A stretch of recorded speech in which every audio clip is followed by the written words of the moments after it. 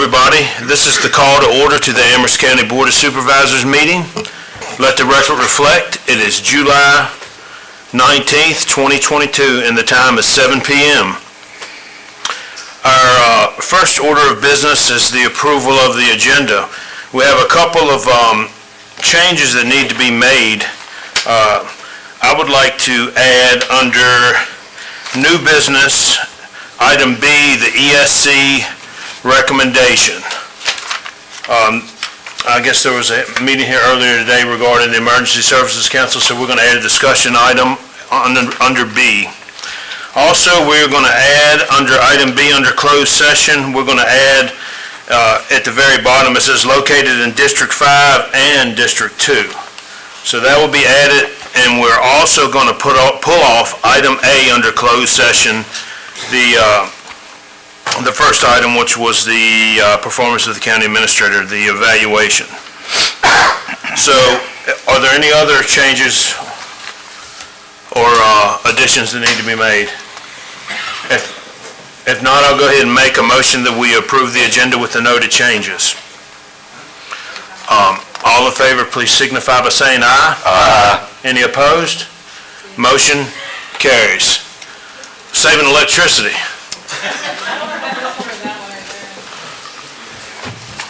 All right, well, we'll carry on unless you all have a problem.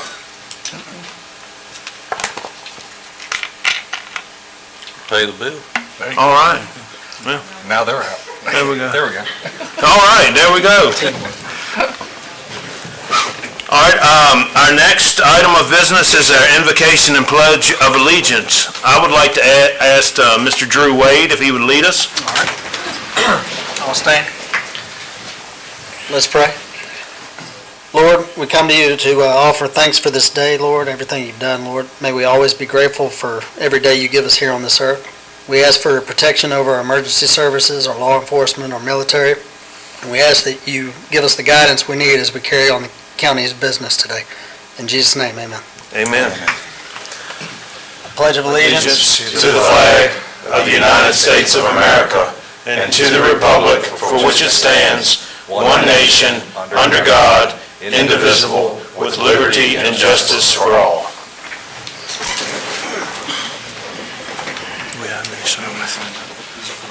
Okay, we have citizen comments, and under this would be anything we have 3 public hearings, so that would be a time in the agenda where we'll address those items.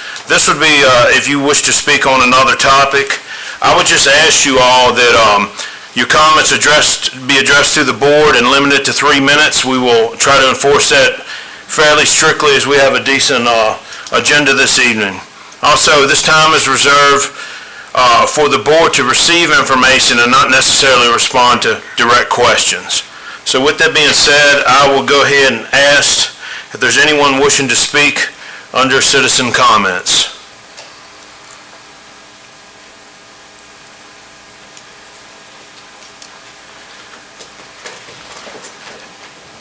And if you could, just state your name and your district for the record, please. Stop that. Good evening. My name is June Harvey McNamara. I'm one of the people that live around Mill Creek Lake. So I've come to ask some questions.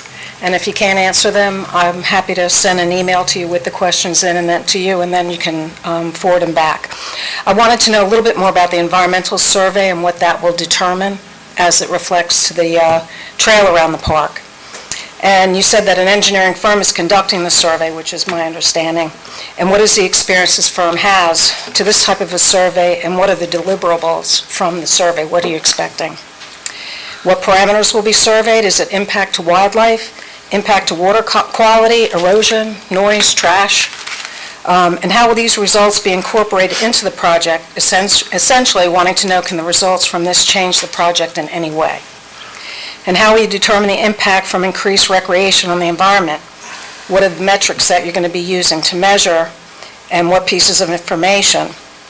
And how will this impact the decision that you finally make? And we also want to see how I think it's a $350,000 grant has been approved. I'm sure there's certain parameters on the project that are outlined in that grant as well. We'd like you to share that information with us. And we know that you have a duty to honor public trust, so we're hoping that we will get that information clearly. I don't know if you want to answer anything, or you want me to just send you the questions.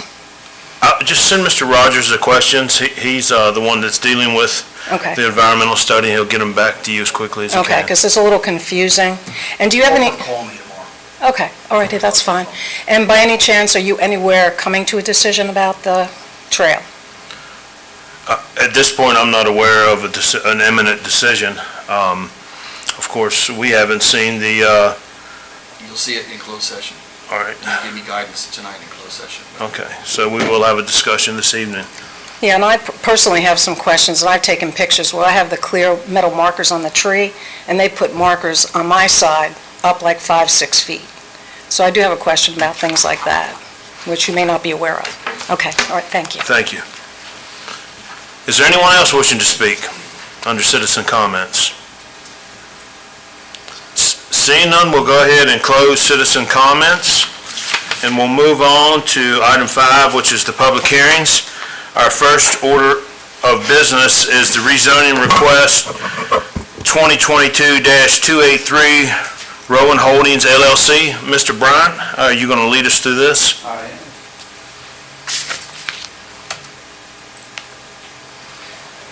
Nobody signed up for any other hearings, just for this one.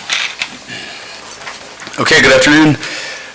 This is a request by Rowan Holdings LLC for a conditional zoning request of 170.7 acres from the B2 General Commercial District and the M1 Industrial District to the MU, that's the Mixed-Use T&D Traditional Neighborhood Development Ordinance.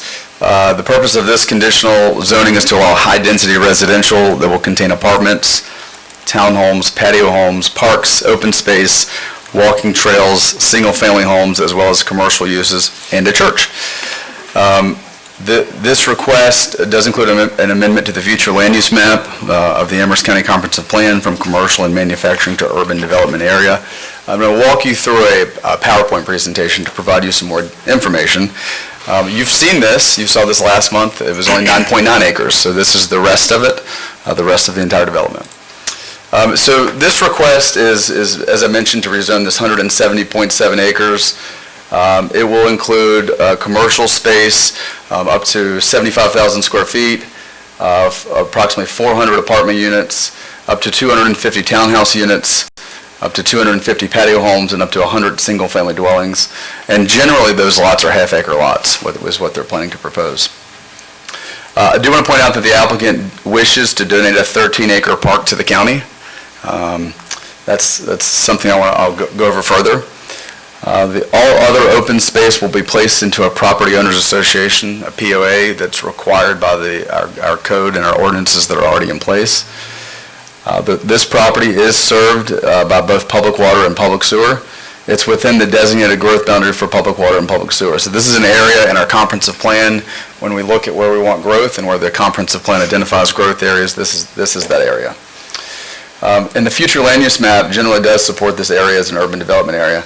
I could tell you a long story about how we got to this urban development area and how it evolved over time. I'll spare you that, but the importance of it is through time, the county has designated only one urban development area within the county, and it's this area. And this is the area that we said we wanted growth. This is the area that we said looked like an urban development area.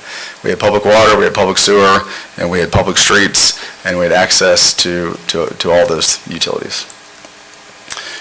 Generally, this master plan shows both in blue the first rezoning that you've heard of the 9.9 acres, which is the 2 apartment buildings, and the remainder of it, which is generally commercial along the front near 29,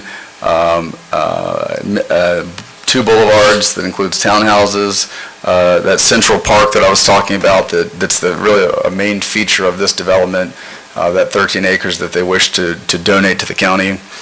And we address that in detail in the proffer, and I'll go over that with you as well in a moment. They did change their original submission. The original submission is where you see the patio homes. It was all apartment buildings. After their market study, they determined that there was a need for more patio homes in Amherst County, and so they actually reduced the density significantly because their original submission was all apartment buildings north of the park. So you can see now there's the patio homes, approximately 250 of them, apartment buildings in this, 9 of them in this second rezoning request.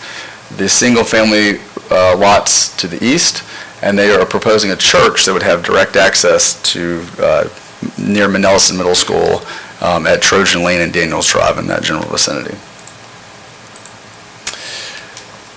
Staff has 6 different continuing priorities, things that we're working on, that we're trying to work out. First, and it is a concern of ours, is that we do not have a traffic impact analysis yet from VDOT. They have submitted, they being the developer, has submitted with their engineer information to VDOT. That's not complete. However, as a result of that, we have engaged VDOT and met with VDOT multiple times, the developer and staff, and the engineers met with VDOT. We have a proffer that VDOT said satisfies them to address transportation, ingress, egress, and those type of things. There is a great possibility that there will be a stoplight requirement on Route 29 as a result of this, but that's to be, that's unknown at this point. We also anticipate, bullet point number 3 is ordinance changes. Their development as presented is very, very, very close to our ordinance as it is. But there are some things that will need to be potentially worked out and/or recommended changes that the developer would like to request in the future.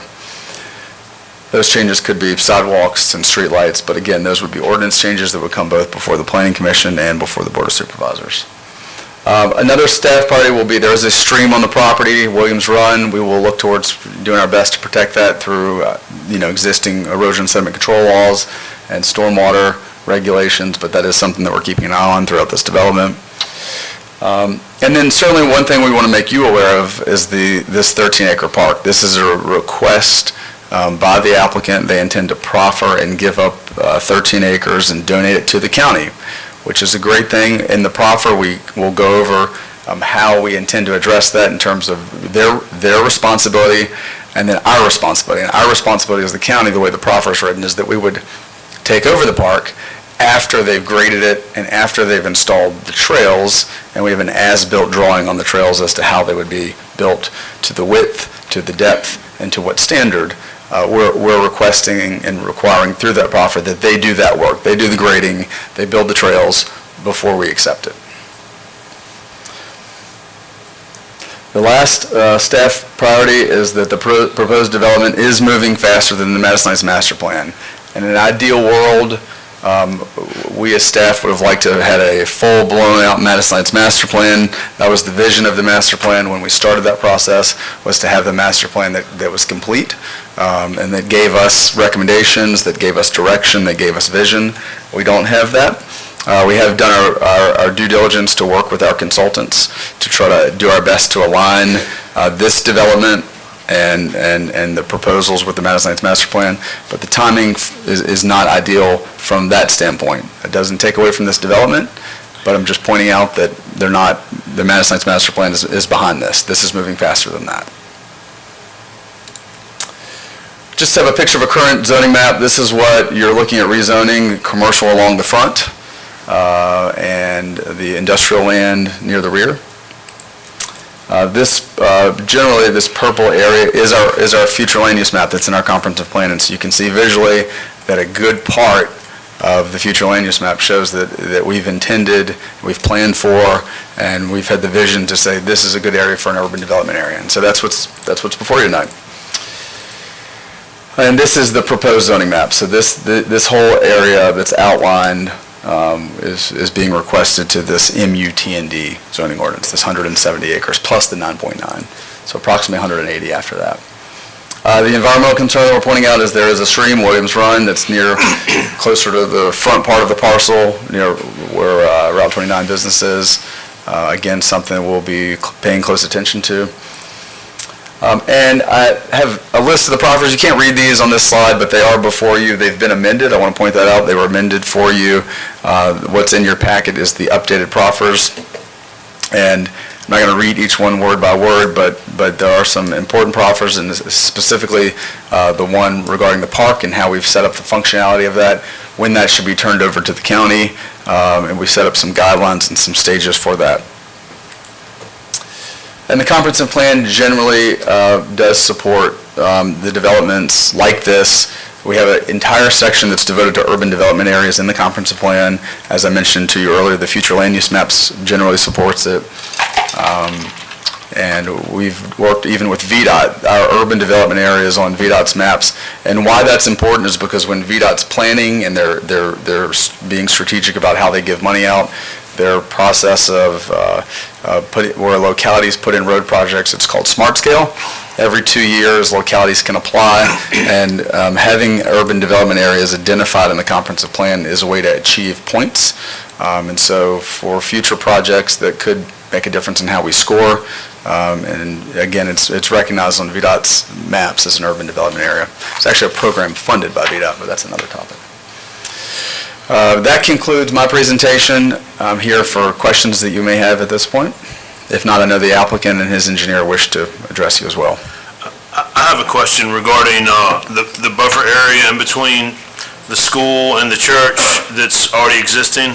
Will there be a buffer? Will there be a tree line? Will there be landscaping regarding that portion of the property? Are you generally speaking about where Manila Middle School is? No, Temple Baptist Church. Where would that be at? That's this property line here. Okay. So our site plan requirements would address that. So any requirement that's addressed there in our landscaping ordinance is where we anticipate picking that up. All right. The other question I had, it was brought up, was the proposed church on the backside of the property that will come out on school property. That's really a question, I guess, for the school board more so than our board. Would that be correct? Well, that is certainly something that they've addressed. They've just recently addressed the superintendent over, and as I pointed out in my presentation, that has not been addressed yet. But yes, sir, you're right. That is something they'll have to work out with the school board to get access to. Okay. And VDOT. VDOT will be a part of that because it is part of the state maintained road and bus loop. All right. And one more question. There was some issues regarding the baseball field property and this property. Has that been resolved? I know that Mr. Patel surveyed this parcel of land, and as I understand it, some of his land appears to encroach over into the baseball fields. I don't believe they've done anything about it at this point, but I understand there was a survey. All right. Any other questions for Mr. Bryant? I'll wait. All right. Thank you. Okay, thanks. And Mr. Patel?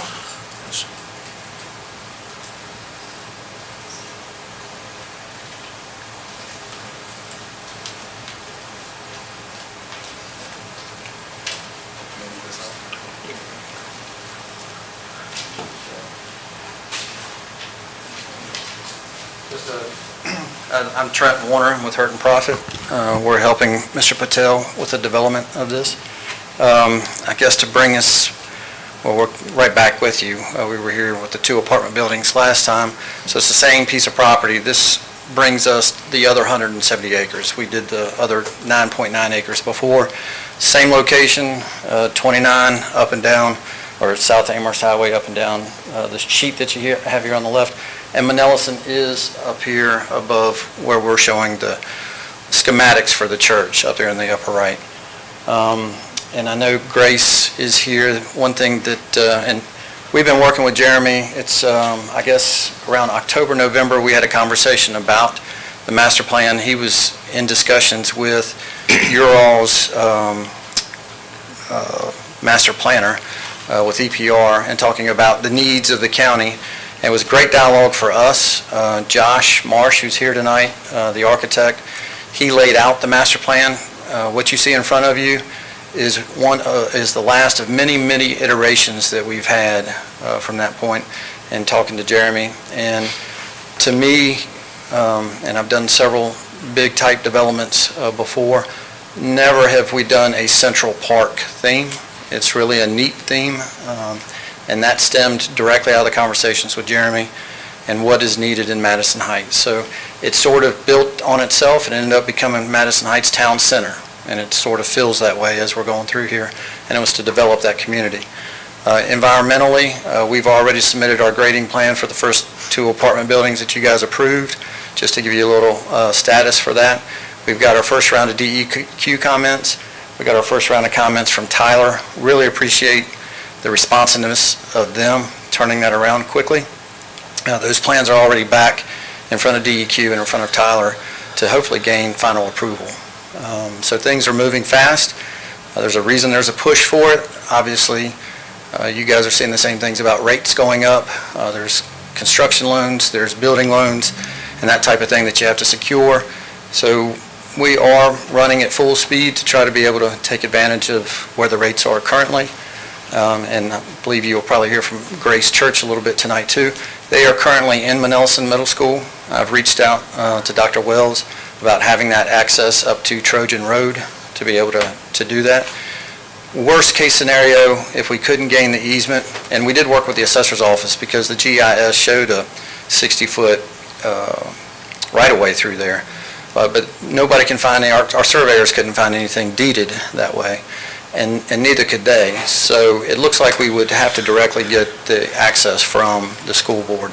So we will work on that. If we couldn't, then we would likely have to find another route to connect to 29, or we'd have to wait till we can get enough road built to where they can make their access. So there's a little bit of a push to get this rezoned so that they've moved into Nelson Middle School already, Grace Church has, but they would like to build their facility next door to it. They want to make this their home. So with that, I can talk about any engineering that you need. I will say that the VDOT proffer number 4 is what stemmed, and we got the wording back and forth from them. Worked with Dean here to work out these other proffers, and there was a lot of dialogue since the last time we met you to have what you have in front of you.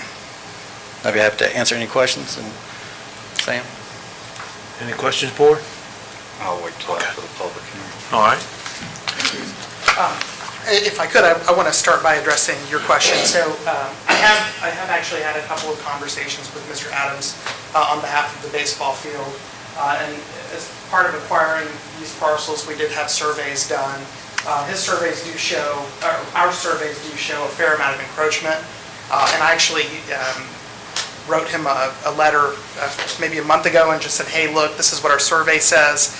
It says that you encroach. I just want you to know, like, you have our permission to use whatever. Like, we want to be great neighbors. We want to get along. You know, we want Dixie Youth Baseball to succeed as well, right? I'm not looking to come in and start fighting with my neighbors. That's not the intent at all. I think there are certainly solutions that can be had. So I just wanted to clarify.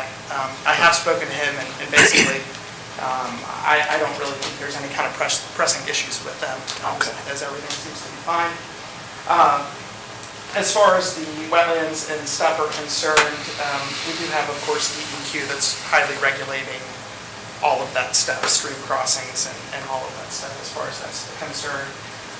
There was one other thing that was said, I wanted to clarify a little bit, and you know, you are looking at one of many iterations of the plan.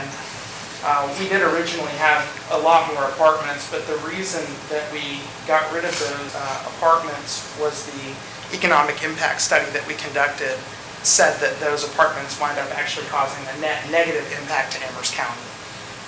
So we wind up removing those and adding a type of home that has a lower negative economic impact, because we wanted at the end of the day for this to be a win for Amherst County. So this is not nearly as dense as it could be. When you have a TND ordinance, you know, we pay for a lot of stuff. There's a lot of roads here. There's a lot of sidewalks here. There's trees, there's lights, there's a lot of expense that goes into building something like this. And traditionally, the benefit of this, of that kind of expense is that you can really pack stuff in here. We have been very intentional about not packing stuff in here. So this density is far lower than what it really could be per the ordinance. So I just wanted to clarify, that's why we removed those apartments, was to, again, create that net positive impact for Amherst County rather than that net negative impact for Amherst County. You know, we're very excited. And I think the last time we were here, I told you guys about the restaurant circle. You know, we've had some conversations with Jeremy, and one of his suggestions was that we, in fact, orient all these homes towards the park. And I think as we all kind of talk through this, we're really excited about this Central Park and all of these homes that face the park, and just what a great environment we'll be able to create here. Just a lively, vibrant community. And we're really excited, and we're really grateful to be here, and we thank you guys for considering it. And Tyler and Jeremy have both been incredible to work with, and Dean as well. So we really appreciate them, and just wanted to thank you guys. And I'm happy to answer any questions as well. I think we may have some questions after the public hearing, so we're going to go ahead. Do y'all have anything else? No, sir. Okay. Thank you. Thank you. All right, we're going to go ahead and open the public hearing. Our first person is Brian and Kristen Donahue. If you could just come forward and state your name and district of residence. Sure. So we live off Right Chop Road, Hillcrest Drive, if you know where it is. We've been there since '96. This is my wife Kirsten, and we are thrilled to be the ministry leaders of Grace Church. I mean, to get a chance to do this, and just the future of being part of a community that's designed like this is pretty exciting for us. So we have a congregation on Sundays, about 225 or so. Been meeting in Mount Ellison for a couple weeks now. Our building was on Timberlake Road, and we've been under contract for about a year, and we're just about sold that. And then the intention is, hopefully, if it all works out, to be able to build here. So we have several members from our church that are here today, and we're excited for a new beginning. I mean, it's pretty exciting for us to do something in Amherst County. Want to say something? We love Madison Heights. We have a little farm. We came here from Chicago and couldn't believe you could find a place like this to live. And we've raised our 5 kids here. We've got 2 kids at Temple going to school, and we love this community. I think what's exciting for me is thinking that there'd be some parks to take the kids to. You know, we end up going across town, so to think people might come here instead of go somewhere else for just basic, like, family fun. We're really excited to be near the ball field and be near the school because we want to bless our neighbors. So we're already dreaming of ideas of ways we could support the ball field. Already started doing things in the school, like donating furniture and comfortable chairs to get rid of the old plastic chairs that they had, and blessing the teachers by bringing things into the teachers' lounge. We want to be a part of the community. We've been here, but we want to do more. So we're not looking to invade or necessarily change things. I'm just thankful, we could have our church here. We've been a part of this church since we moved here in '95, so it's not a new thing. And we're not new to this area. Just kind of couldn't believe that it actually worked out that, the land was being offered in Madison Heights for our church. So, we're real grateful that you all would listen and, consider having us. So. Thank you. Next, we have Jay Gray. And if you could please state your area. Sure. Well, first of all, my name is Jay Gray. I am not a resident of Amherst County. I am a resident of Bedford County. However, I do frequent Amherst for both recreation and business. And because I'm also a member of Grace Church and on the Elder Board, I will be here more often and be able to do more in this community, and that is truly the heart of what we want to do as Grace. We want to, couple ourselves to an area and a community. It has changed a little bit of the dynamic because folks from Amherst have been traveling 15 or 20 minutes that way, and so now it's flipped, and the folks on that side are just going to travel 15 or 20 minutes this way. So the influx are folks that want to have an impact in the community, and I think be able to just partner with whoever we can for whatever we can, whether it's youth sports or whether it's parks or whether it's middle school. And we are meeting at Manellison now, so we've already been able to see what that's going to look like for the community to relocate to this county. So I'm in favor. I would like to see it, even though it doesn't impact where I live. It'll impact my life because I will be spending more time in Madison Heights and Amherst County. Thank you very much. Thank you. And please excuse me if I mess up anyone's name. Some of these I'm having a hard time reading. But the next is Betsy Allison Thomas. If you could just state your area of residence, please. Yes, I live over here off of Union Hill, right behind Amherst Middle School. I believe technically I'm the Glasgow district. I am a member of Grace. I am also a teacher at Madison Heights Elementary. I have been working for Amherst County Public Schools since 2008. I have lived in Amherst County since 2005. My kids go to Amherst County Public Schools. My oldest graduated from the high school, and I've got one in the high school now and one in the middle, Amherst Middle. I am very vested in this community. We have been talking as a community, as a church community, about how can we do more for the Madison Heights area. I'm excited about using the resources of the church to bless the kids in my school. Madison Heights Elementary has a large portion of economically challenged families.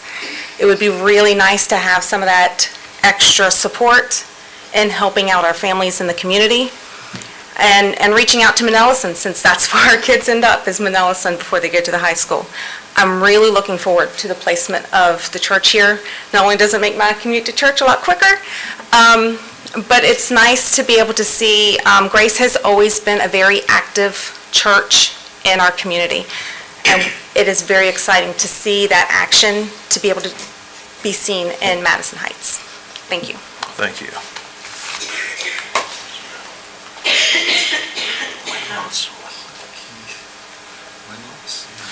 All right, Debbie Winless. Looks like Keith is the same. And as everyone else, if you could just state your area of residence, please. Yes, I'm on Johns Creek Road, just outside of Elon. Like Betsy, I'm also an Amherst County resident. I have been living in our residence for the last 31 years. My children all attended Amherst County Public Schools, and I also work for Amherst County Public Schools. I teach at Elon Elementary School. I'm also work at the library. So extremely invested. I've lived in this state for the last 42 years, so not a native, but been here a long time. So I love Amherst County, and we were super excited to be able to have the church here in a community. We've always been in leased buildings or industrial areas or whatever. We've been with the church for the last 31 years, and we've moved 7 times with the church. So we've been all over the place, from New London to Rivermont to a roller skating rink. So we've moved a lot. So we are so looking forward to having a permanent place in a community that we can call home. So, and the commute is awesome. I can make it to church in 7 minutes. So, yeah, so we're just really looking forward to this when this opportunity came up. So we're just, once again, hoping to be able to invest and just to contribute.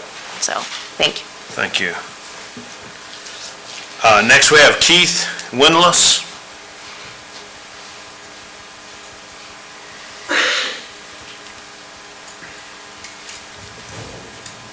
I'm Keith Wendland, and I live Johns Creek Road, right next to Elon. Been in this county since 1988.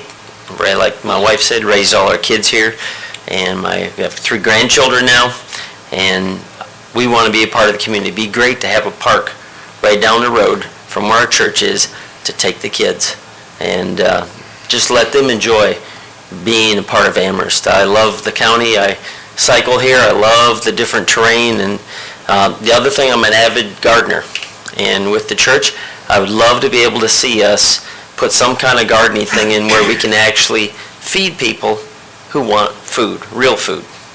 And that's one of my dreams, to be able to do that, to provide people that, or even to teach people how to garden and just help people. Because I like to see people eat well, that would make them healthy. Thank you. Next, we have Sam Davis.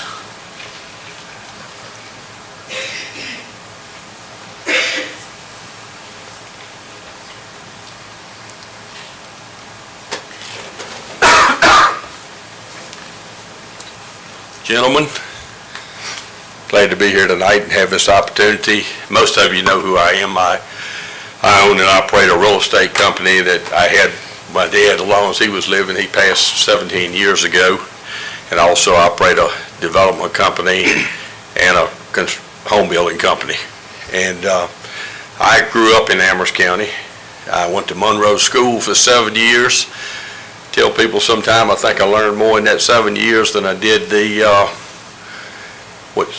how many years after that? 9 years. I graduated from Amherst County High School in 1969. I attended Virginia Tech, graduated in 1973. I decided to actually have a degree in chemistry. My original plans were to go to medical school.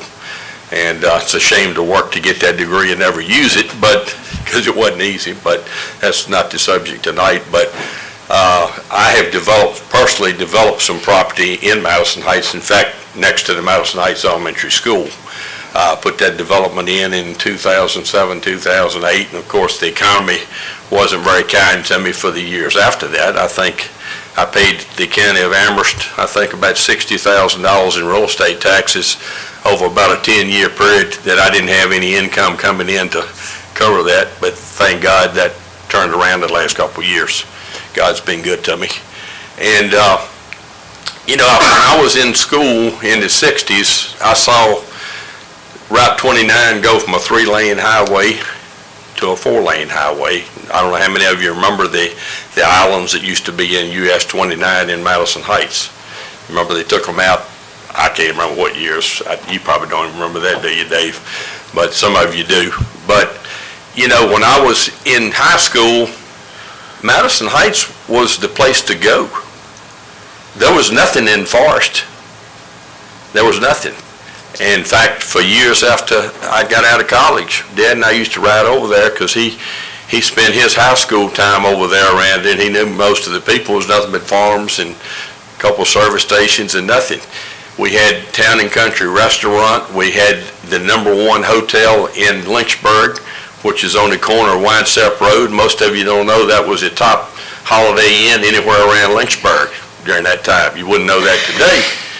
But it was, I'm telling you, it was hopping here. And I got out of college and I said, what happened? What happened to Madison Heights? I mean, it was very disturbing, to be quite honest with you. And I've been wondering, I remember Ray Cash was a building contractor and a realtor. Ray probably built 100, 200 homes, developed subdivisions in Amherst County. But after that, we really never saw a lot. So I've been wondering when we were going to really have something to bring people to Amherst County. And I know I went to a meeting probably 3 years ago down at Mount Ellison School. You remember that meeting that we had promoting that area kind of? And of course, COVID hit and we've been waiting to see what was going to happen. And then when I found out about this project, I said, man, this is fantastic. I mean, if we turn down a project like this, where we said we want people to go, we don't want them to go out in the country, we want them to go in a concentrated area. I mean, this is like the golden goose to me. I mean, it's exciting to see something like this happen. And I am very excited about it, to see that we could have a park, walking trails, that we've never had in Amherst County. In fact, a friend of mine that runs a business in the town of Amherst asked me today, do we have any walking trails in Amherst County? And I told him about the one at Piney River. He said, well, it's in Nelson County. So I thought I had him on that one. But anyway, I am very excited to see something, and I will say that a lot of people my age have asked me over and over and over, when are we going to have somewhere for us to go and buy a patio home to get out of these 2-story homes up in Hans Hill and other places? They worried us to death. And there's a line of them, and I know Wall Construction, Alan Nixon goes to church with me. His son-in-law runs Wall Construction. He's the same way. He said he's got a list right now of a dozen people that want patio homes in Amherst County. And they're ready to move. And I will tell you, there's a shortage of houses. If you don't know, there's about 3 million houses short in this country right now. And if you're in the real estate business, you really know it, because there's nothing to sell. It's rough. So I will just say that I am very enthused about this, and knowing Sam Patel for some time, he's been a resident of the county for some time. Most of you know where I live. I live in Eland. My office is on Eland Road. But I think you're my representative, Jimmy. So I would definitely appreciate y'all's strong consideration of this project. I hate to see the golden goose egg disappear. Any questions? Thank you. Thank you. Next, we have Casey Kirschberger.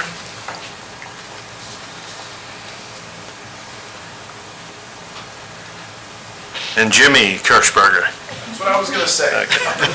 You just, I'm actually Jimmy. I figured in the interest of your time, we could combine ours, so. just state your area of the county where you... Yeah, we live out High Peak Road. Okay. So, yeah, having grown up in Amherst, I grew up out Wares Gap, going to school in Amherst, playing ball at those fields right down the road, and teaching for 10 years in Amherst, and just love the county, love raising our kids here.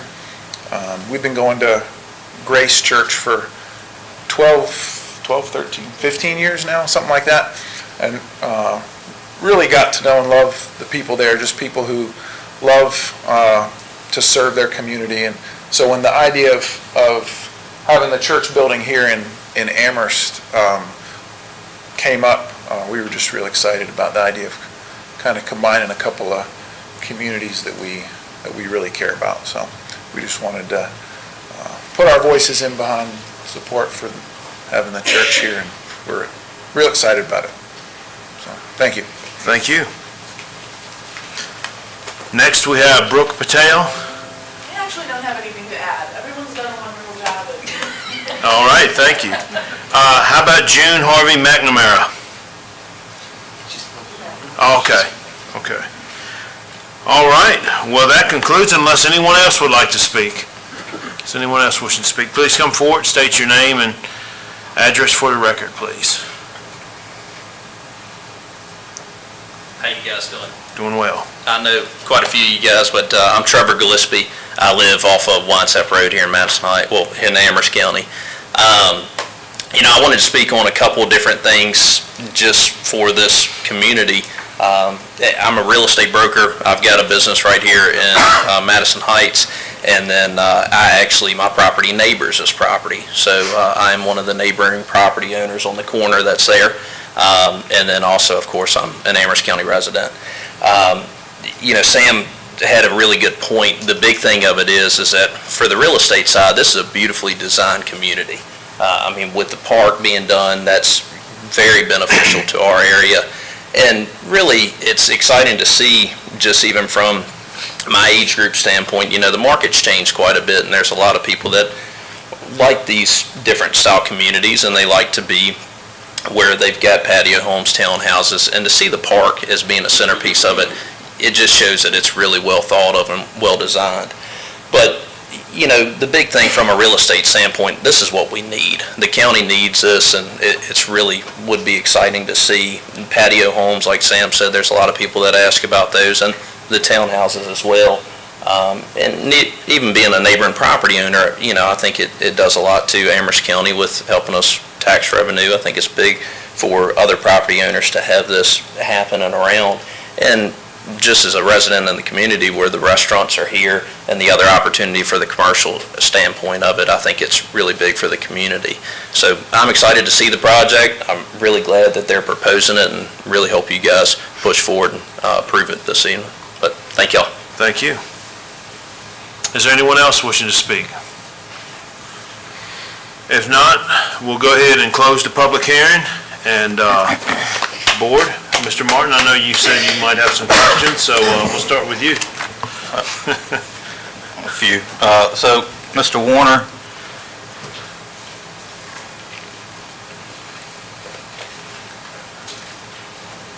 so you still didn't put 29 on it.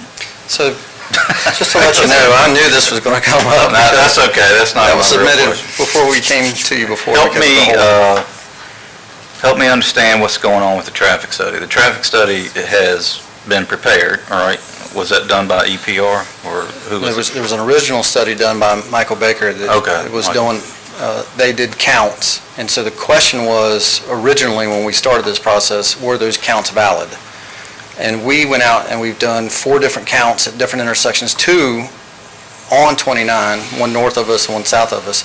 One intersection, we were within 1% of their COVID numbers, which was, hey, this is the number we had before COVID, let's estimate what's going to be after COVID, and we were within 1% on one intersection.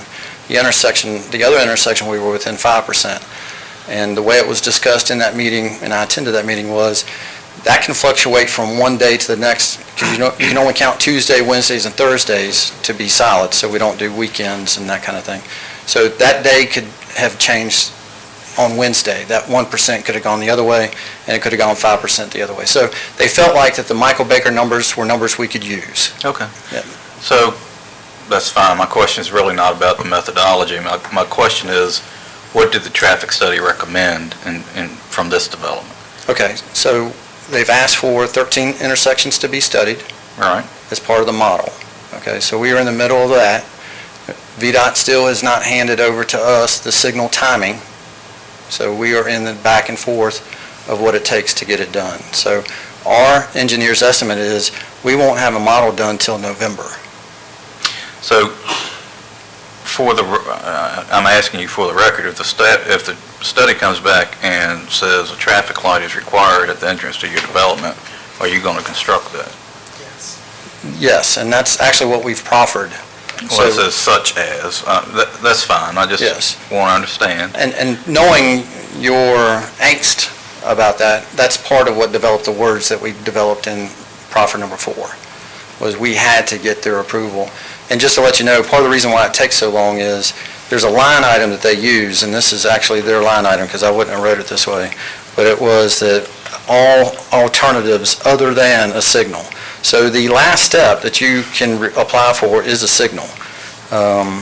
They want all other alternatives studied before they will approve a signal. So we're not jumping into a signal to start with. We have to prove that the other means of intersection controls are studied first.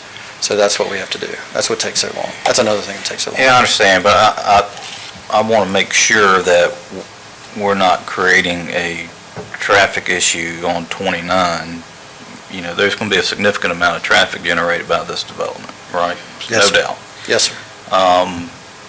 You know, 4 lanes, 5 lanes, undivided highway, that could cause serious issues. The great thing for you guys, and you and I worked together before on a previous one when there was only 2 lanes where we were fronting on. That one we had to widen to 4 lanes. You guys already have 4 lanes. It's what we do with that center lane is what we're going to be challenged with. So the infrastructure is actually farther along than I've had in other places. Okay. Will the development be phased at all? Yes, sir, definitely. So the phasing is going to start with the commercial, probably the commercial component will be the next part. Well, phase 1 is the 2 apartment buildings that we're working on. Phase 1A, because there's a lot of people here from Grace Church, Phase 1A will be that part that you see up in the northeast. That'll be the church. And then the commercial component would follow in behind. Okay, so the apartments, the church, and then the commercial component, which yes. is interesting to me because normally everybody wants to do all the residential first. Yet. So tell me more about the entrance to the church. All right, so it's a relatively small church at the moment. You know, I think someone said 220 on a Sunday. Currently, yes, sir. Okay, what is that church designed for? I'm actually meeting with them tomorrow to discuss brainstorming what that layout's going to look like. I don't know what their future memberships are going to be. So if your access is not allowed, are you sure you're going to be able to get the access from Plan North? I'm not 100% sure of that. Dr. Wells and the church and the school board still have to negotiate that. Now, the school board did give Madison Heights an easement for the ball fields. We will also have to account for that easement that they have and try to make that connection to our roadway connection as well. Mr. Rogers, would it be the school granting the easement or the board granting? We own the property, correct? Or how does that work? No, the school board owns it. The school board owns it. The school board owns that, okay. Yes.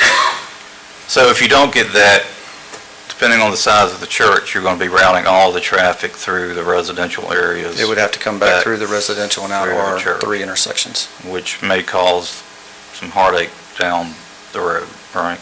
It could cause heartache down the road, Okay, yes. so I wonder why you put the church in that location instead of more central to like the commercial area or the development. So I'm a person of good faith, right, and optimism. And where else would you want to put a church than next to a school, next to the ball fields? To me, it was a no-brainer, quite honestly. The fear of not being able to make that entrance is not what drives me. Okay. So you're going to have to, if you don't get that entrance, you'll have to build quite a bit of infrastructure. To be able to get to it, or they would have to delay their plans until it gets to them. Okay. Don't go away, because my next question is for Mr. Bryant and then for you. Okay. Okay.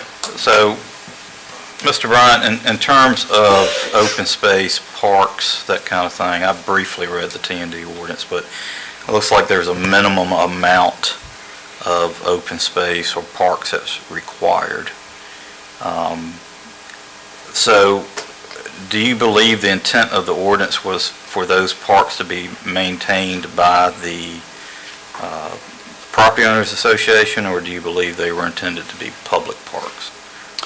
I believe the intent from the developer standpoint? No, your standpoint, and the county standpoint. Oh, from the ordinance itself. I think the intent was to have parks. I don't know if it goes into great detail on who maintains them, and so I think, and that's certainly one of the things we've spent a lot of time on with the proffer, and it's one thing that we hear a lot about, needing a park in Madison Heights, and I know that gets off your question. It talks about open space. So they've proffered certainly to the 13-acre park to go to the county, but there are a number of parks, and I'd call them pocket parks, that are kind of located in and around both the rear of the apartment building of the 9.9 acres, the rear of the commercial, and then in and around generally the patio homes and the single-family dwellings. So I think it covers both. Okay, so, We sort of split the baby. We have both. yeah, and that's great. I think that I can definitely get to the need for a publicly maintained park there, but I'm just asking you to help me Sure. get there. Sure. So, I guess my next, so from the developer standpoint, Mr. Patel and Mr. Warner, if that's a public park, it's a public park, right? So, it's going to be open to the public. Where do you see users of the, is there any parking designated for the park, or? So these streets are intentionally built to have off-street parking. So these are, So on-street parking? I'm sorry, on-street parking. So these are designed to have on-street parking on both sides of the boulevard. In addition to that, we're also Oh, I see now, doing thank you. this big parking lot up there. And at what point of the development, what phase do you see the grading, the trails being constructed for that? So, my intent again is to apartments and, if this is rezoned and the access gets worked out and all of that, this isn't, that's not mine to develop, right? That will go to the church and they'll do their thing. So that's why I'm not calling that Phase 1A. Yes, it's probably Phase 1A in reality. But for me, Phase 1, Phase 2, or Phase 1, Phase 2, and Phase 2 at the same time. So to answer your question, the park will be built concurrently with the homes, the discussions that we've had with Amherst County, or how to protect Amherst County from me not building a park. Right. And so that's tied to that proffer. So, proffer 6, right? Blah, blah, blah. Okay, the park shall be completed and properly deeded to the county within 1 year of the main boulevard meeting VDOT standards. Okay, so once you build that boulevard, That's right. you're going to build the park. So we would have the parking along the way. The parks adjacent to that buildings would be along the way. And essentially, the way Sam looked at it too, is it's a great marketing tool because it invites neighbors. Mr. Warner, we've kind of been in some of the same discussions before. What I didn't want to see, and I think you've addressed it, is all the residences are built, everything's built, and then we're left with, well, we really don't intend to build a park. Correct. Right. So I think tying it to the boulevard is a good thing. Thank you. Mr. Boyd's anything, Dean and Jeremy? I think I'm okay at the moment, thank you. Anybody else have some questions? Mr. Chairman, I'd like to thank Mr. Patel and all your efforts again in developing something like this in our community. It's been a long time needed. And Mr. Davis, did you say you finished school in '69? 69, and I started Amelon Elementary in '69.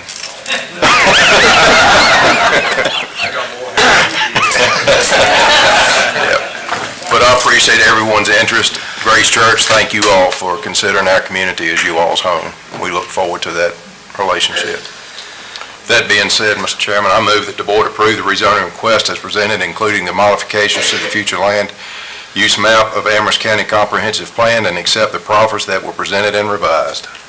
All right, I just have, and I agree with everything Mr. Harris has said, and Mr. Barton did clarify some reservations I had. I know reservations about the development or what's going on, but just the park, strapping the county with the potential of the maintenance on a 13-acre park, I had some reservations with.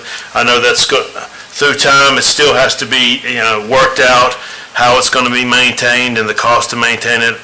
But all in all, it's a great project. I think it's, I'm not going to deny this request based upon that. I think there's many people that would be able to utilize the park in that area.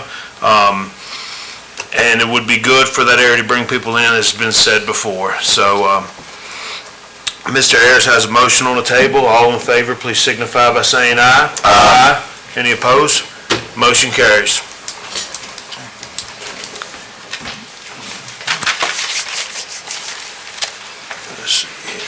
All right, next we have Special Exception 2022-279, Steve and Susan Coffey, short-term tourist rental.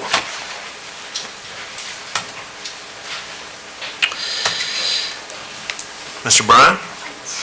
All right. Switch that over while you press on. Okay, this is a request by Steve and Susan Coffey. This is a special exception request for a short-term tourist rental in the A1 Agricultural Residential District.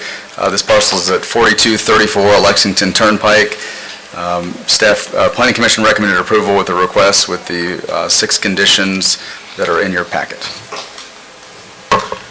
Any questions at this point? Mr. Chairman, I know Mr. and Ms. Coffey both in the properties that they're considering for this, and they keep their properties immaculate. And with that being said, I move Hold that... on, Jimmy. We got to open that. Oh, yeah, we're going to do... You jumping the gun on us. All right, we have to open a public hearing. We'll go ahead and open the public hearing on the short-term tourist rental. Anyone wishing to speak in favor, please come forward. Steve's a little bit. Hey, we all do. Hey, we all jump the gun. It's food poisoning, but it wasn't from my cooking. I'm Susan Coffey, and we're talking about the property at 4234 Lexington Turnpike. This was his aunt and uncle's home, Earl and Audrey Coffey.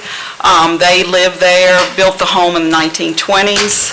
After their death, Steve bought the property. We did a deep renovation. We lived there for 27 years, raised our kids, even took care of my mom there until her death. We want to bring that hospitality back. The way that Earl and Audrey brought in strangers, friends, family, anybody that could spend the night, cooked a good meal. Steve and I have done that a time or two, brought in homeless families on Thanksgiving. We just want to bring that back. I think it would be good for our community. I made some notes. I knew I wouldn't remember everything, but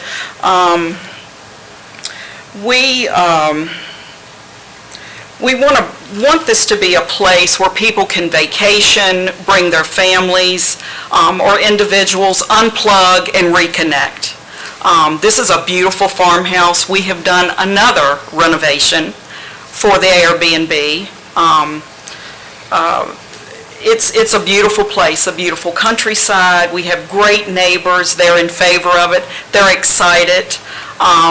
It's a beautiful place. I think this will bring revenue to Amherst County. It'll bring money, tourists.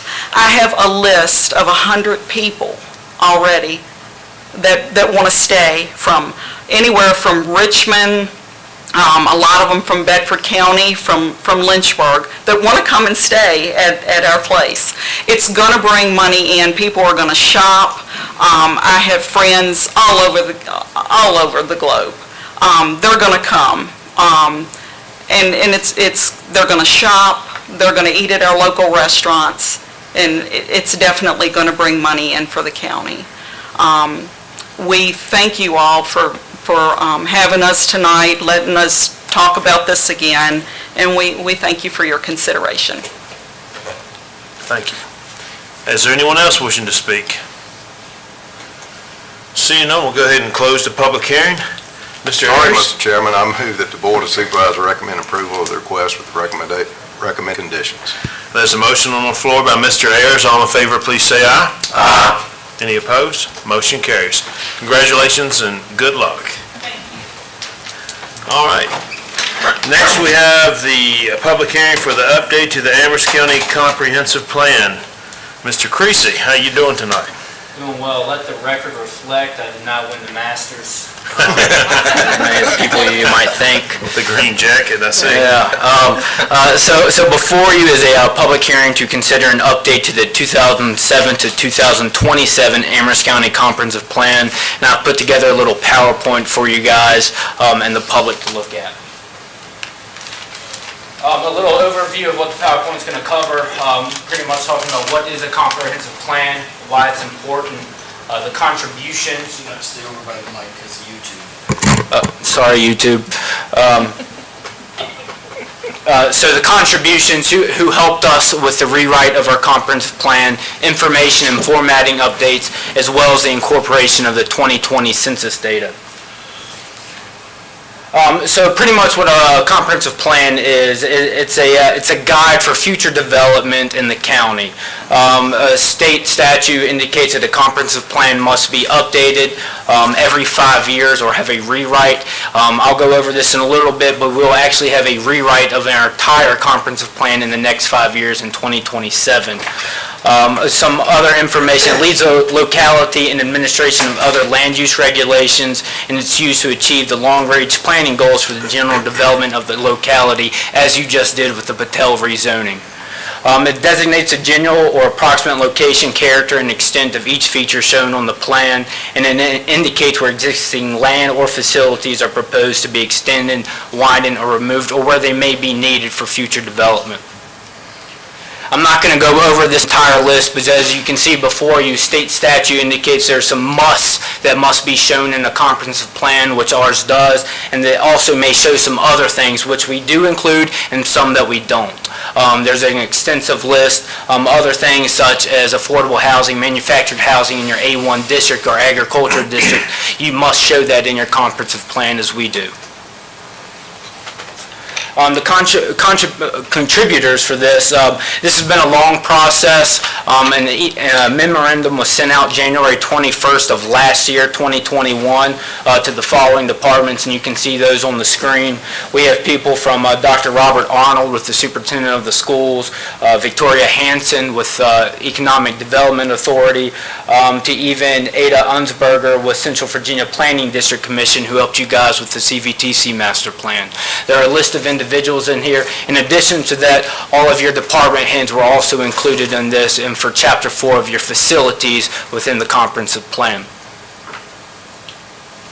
A little bit about the updates. So in regards to your information, Chapter 3 talks about development and growth trends, and that includes your now 2020 census data, and I'll go over a little bit about that in a little bit. Chapter 4, as I just mentioned, incorporates your community facilities such as your water and sewer, public safety, schools, parks and recreation, things of that. And it's also important to note that the transportation plan in there is developed by the Central Virginia Planning District Commission and is approved by VDOT. And so we'd like to give a big thanks to them for, that's a completely rewrite to our last comprehensive plan that was updated 5 years ago. So we thank them for that. And as I mentioned before, we'll scratch this entire comprehensive plan in 5 years and we'll rewrite a brand new one. A couple formatting updates. Your last comprehensive plan was, it was one column. Going to grad school, I was told not to show a lot of white space. I'm not a big fan of white space on documents, so I went through the comprehensive plan. It's now 2 columns. If you guys do not like that, I can always switch it back to 1 column. However, I believe it looks a little more professional this way. In addition to that, you now have a clickable table of contents, so that if you don't have to scroll 190 pages to get to Parks and Rec, you can go straight to the table of contents, can hit Control, click, and you're there. What's also not included on this, we also have a separate document that's been developed by staff that will be used for in-house that only includes the objectives, strategies, and goals for each section, which may be made available to you, so you don't have to skim through the entire comprehensive plan when making land use or policy decisions. You'll have that document that just talks about those objectives, strategies, and goals. In addition to that, you'll also notice that your comprehensive plan is about 300 pages larger than the past ones. That's because we've incorporated the CVTC master plan as an Appendix A, which can be seen in the comprehensive plan. And the last thing, there are several maps throughout the entire plan that now are linked to a URL. So if you're viewing the document online, you can click on that map. It will take you to a web page, and then you can zoom in and out. However, those maps aren't the best, so just for your reference, almost all maps that are seen in the comprehensive plan can be created through our GIS system, and you can give our office a call if you need any help with that. Notable additions to the plan, as I already mentioned, the CVTC master plan is now in Appendix A. As I also mentioned, updated demographics to Chapter 3 for the 2020 census. We've revamped the transportation plan to incorporate all the comments from the CVPDC and VDOT. Goals, objectives, and strategies have been updated by your department heads as well as other outside agencies. And also there's inclusion of events and services that are currently underway in the county that were added to this comprehensive plan, such as the county fair, broadband, parks, trail expansions, things going on over at Public Works and things of that nature. Now, a little bit about the 2020 census. As many of you may know, it shows that Amherst County had a drop in population. That can be due to several factors. The first is really the 2020 census took place during the COVID-19 pandemic, when a lot of people didn't want face-to-face contact and things of that nature. In addition to that, we also, CVTC closed during this time from the last census count and this one, and those residents and workers were also counted in that census. And since its closure, those residents have been removed from that census count, so that's another reasoning for our drop in population.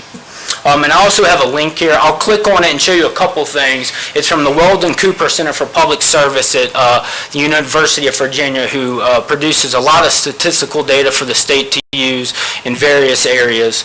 And they just have a quick little snippet about the 2020 census and how you perhaps shouldn't take it so much to heart.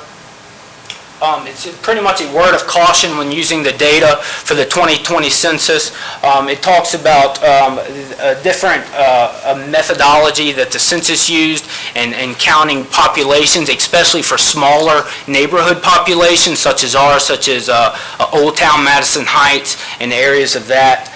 And it also goes on to say, and the last one, as I've already mentioned, it's also the pandemic impacted the 2020 census.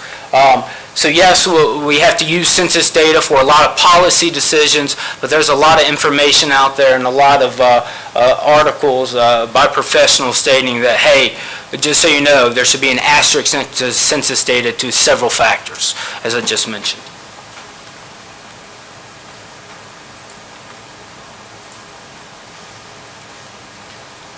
Where's my mouse? And that's really the end of the presentation. And before you, you have a recommended motion to approve the update to the 2007-2027 Amherst County Comprehensive Plan. This motion is also contingent upon the inclusion of modifications by Mr. Martin. This plan was sent out to you about a week and a half ago. So if you guys also have any other comments or changes you would like to be made, please let us know and we can incorporate those as well. Any questions for Tyler? All right. Tyler, I appreciate I know we still got to do the public hearing, but I appreciate the work you did, the planning commission, all the department heads. The comprehensive plan is a beast of a document. Fall asleep looking through that thing. But I know it's our guiding document. A lot of our decisions are based upon that, and we appreciate all the work that you've done and everyone else associated with the update. And thank you for your work. Thank you. All right, we'll go ahead and open the public hearing. Anyone wishing to speak regarding the comprehensive plan? Anyone wishing to speak? Seeing none, we'll go ahead and close the public hearing. Board? I'd just like to say that staff did solid work on this. I think the layout's much better. Thank you for everything that you've done.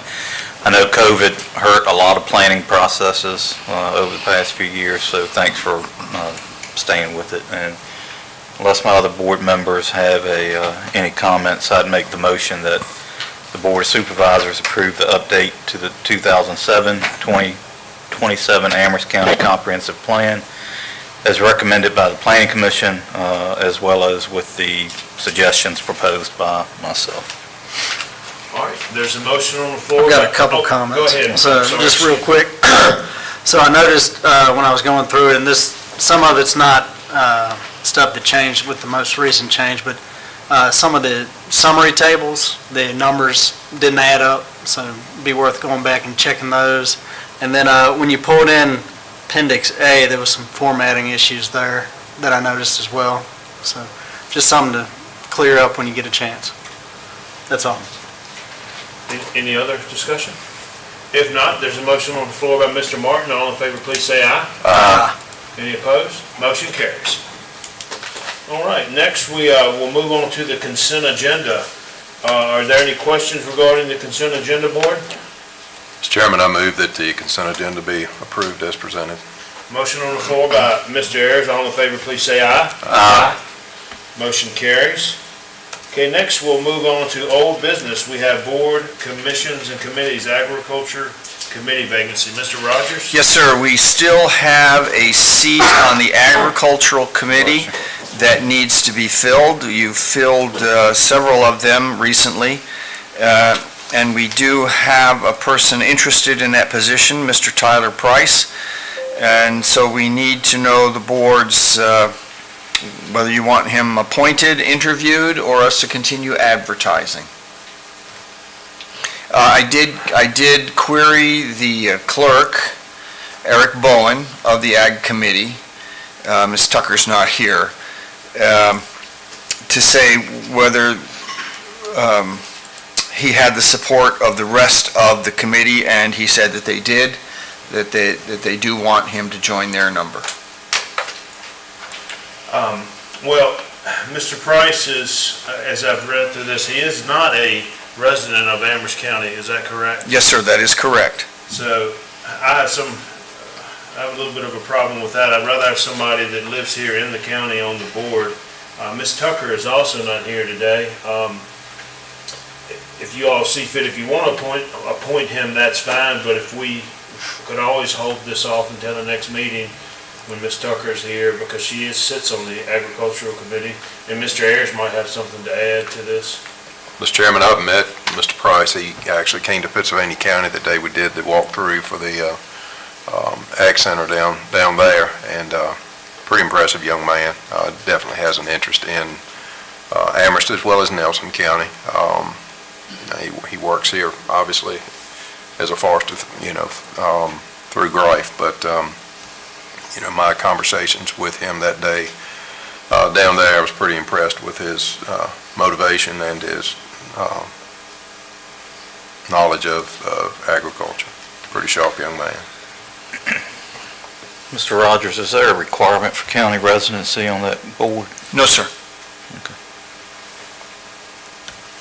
And just to remind you all, I mean, it's a 9-person board, and it's not tied directly to districts.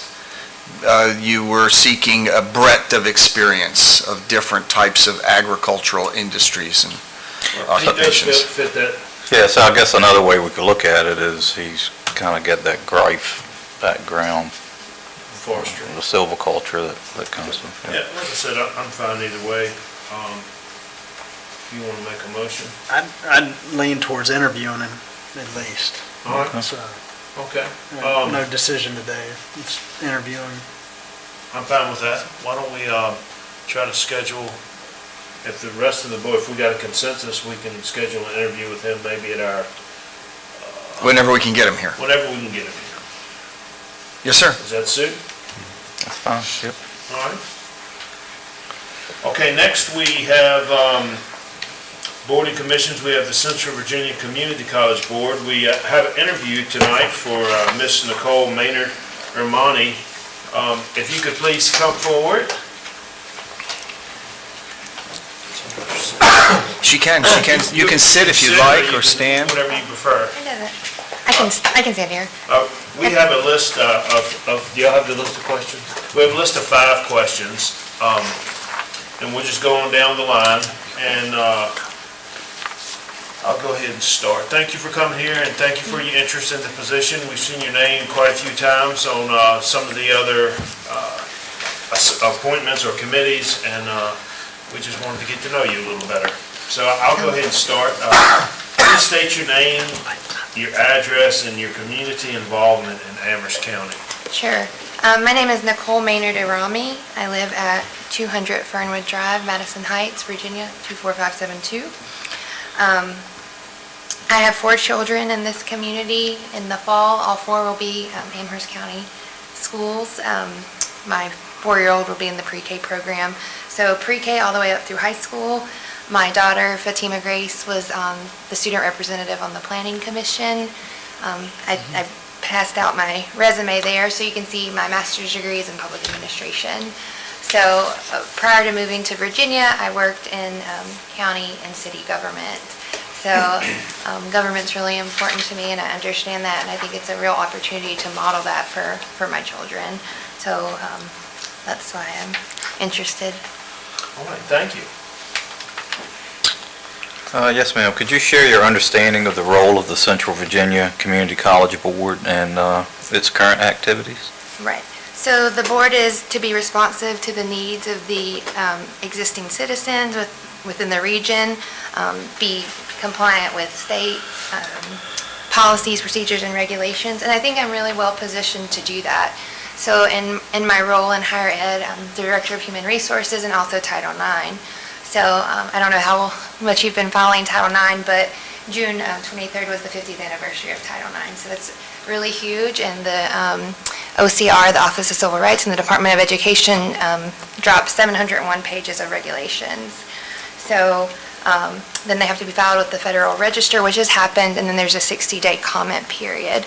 So I think my professional life really aligns me and makes me someone that could be very good in this position, because I care about government, I care about legislation, I care about Title IX and what that means.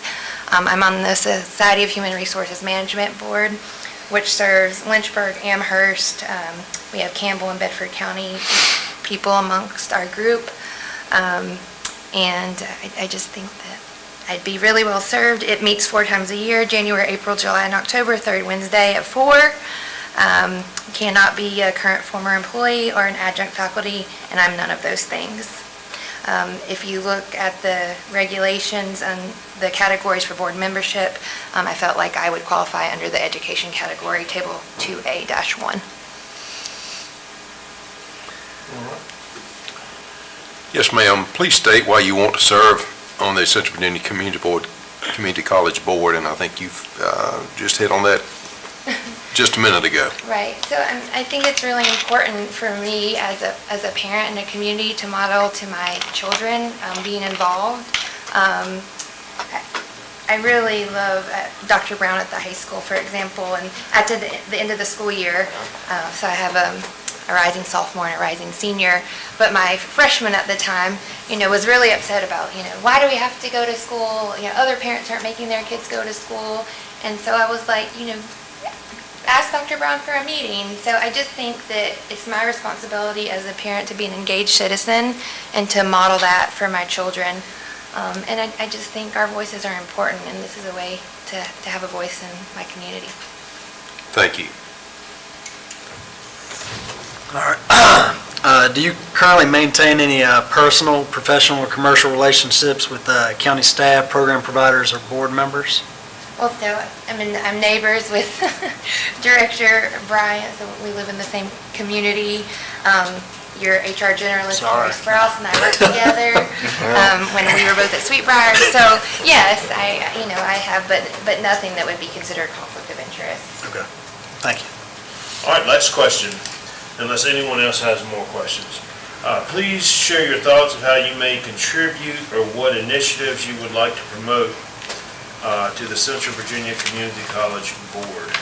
So, I think CVCC is really well positioned as a community college to serve college students, but also they do a great job with workforce development. So they offer a Society of Human Resources Management class that you can get for free if you live in Campbell County or Bedford County. So they're very well positioned to serve not only maybe the 18 to 2022 demographic, but our community as a whole. In the summer, there's opportunities for continuing educations for children. As I already stated, I'm acutely aware and keep up with things happening at the legislative level, the Virginia Values Acts and how that impacts schools.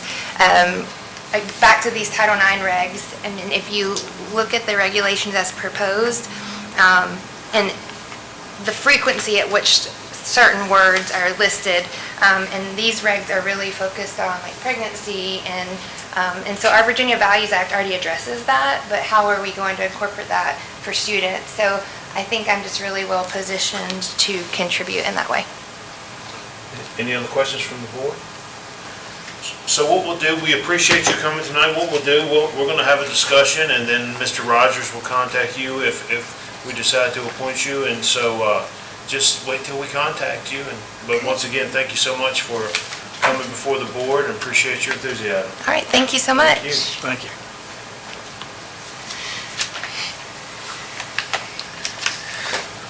All right, next we have the dispatch starting pay rate. Mr. Rogers? Yes, sir. After the last meeting, Mr. Ayers asked me to bring this topic back to the board, and other board members had expressed concerns about the starting pay of our dispatchers. And so the staff looked at this to see how we might be able to raise the starting pay of our dispatchers. That rate of $14.76 an hour applies currently to two new dispatchers and one recently hired. Have I got that right? Sam, yeah. So 3 people it applies to, and then everybody else in dispatch rises above that level. And so we would need, the proposal is that we start dispatchers at $16 an hour, which is above the $15 that's kind of common in the region. And it would apply to those 4 lowest individuals, the 3 recent hires, and 1 who is caught up in a compression, who's just a little bit above $15 an hour at present, who was a recent hire. And that would cost us $42,500 per year as a recurring expense.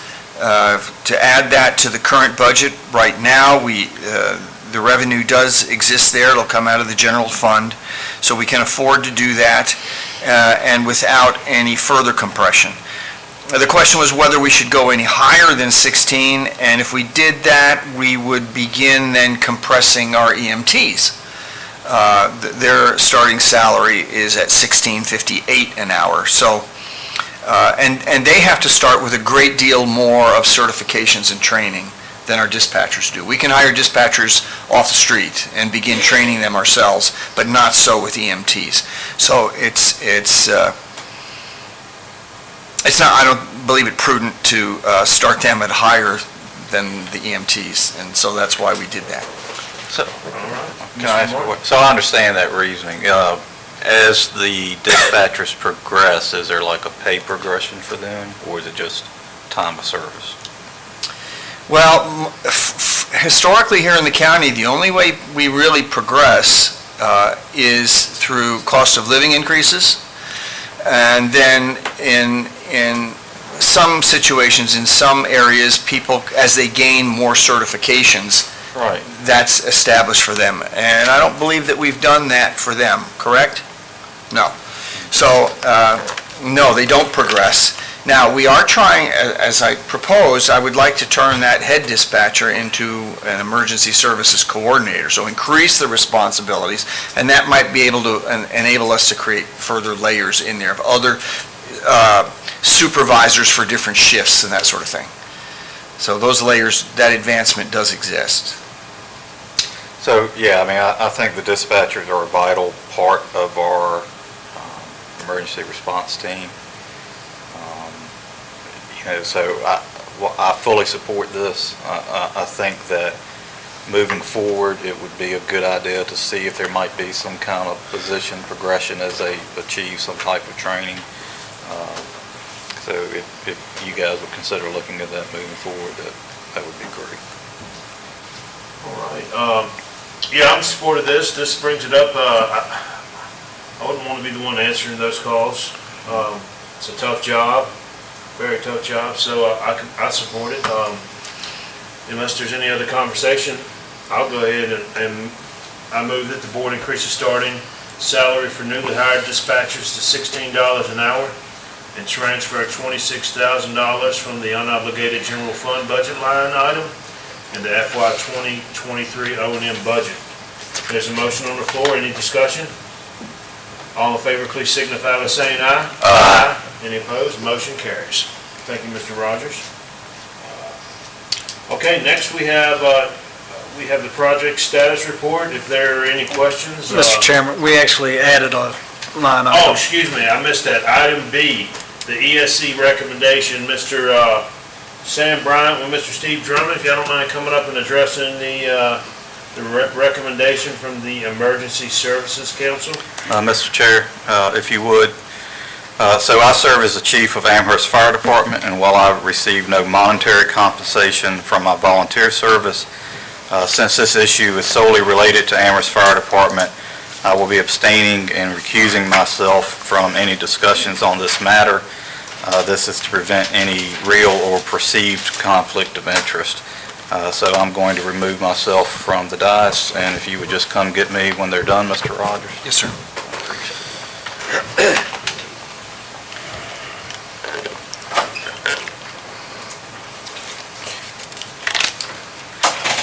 Mr. Bryant.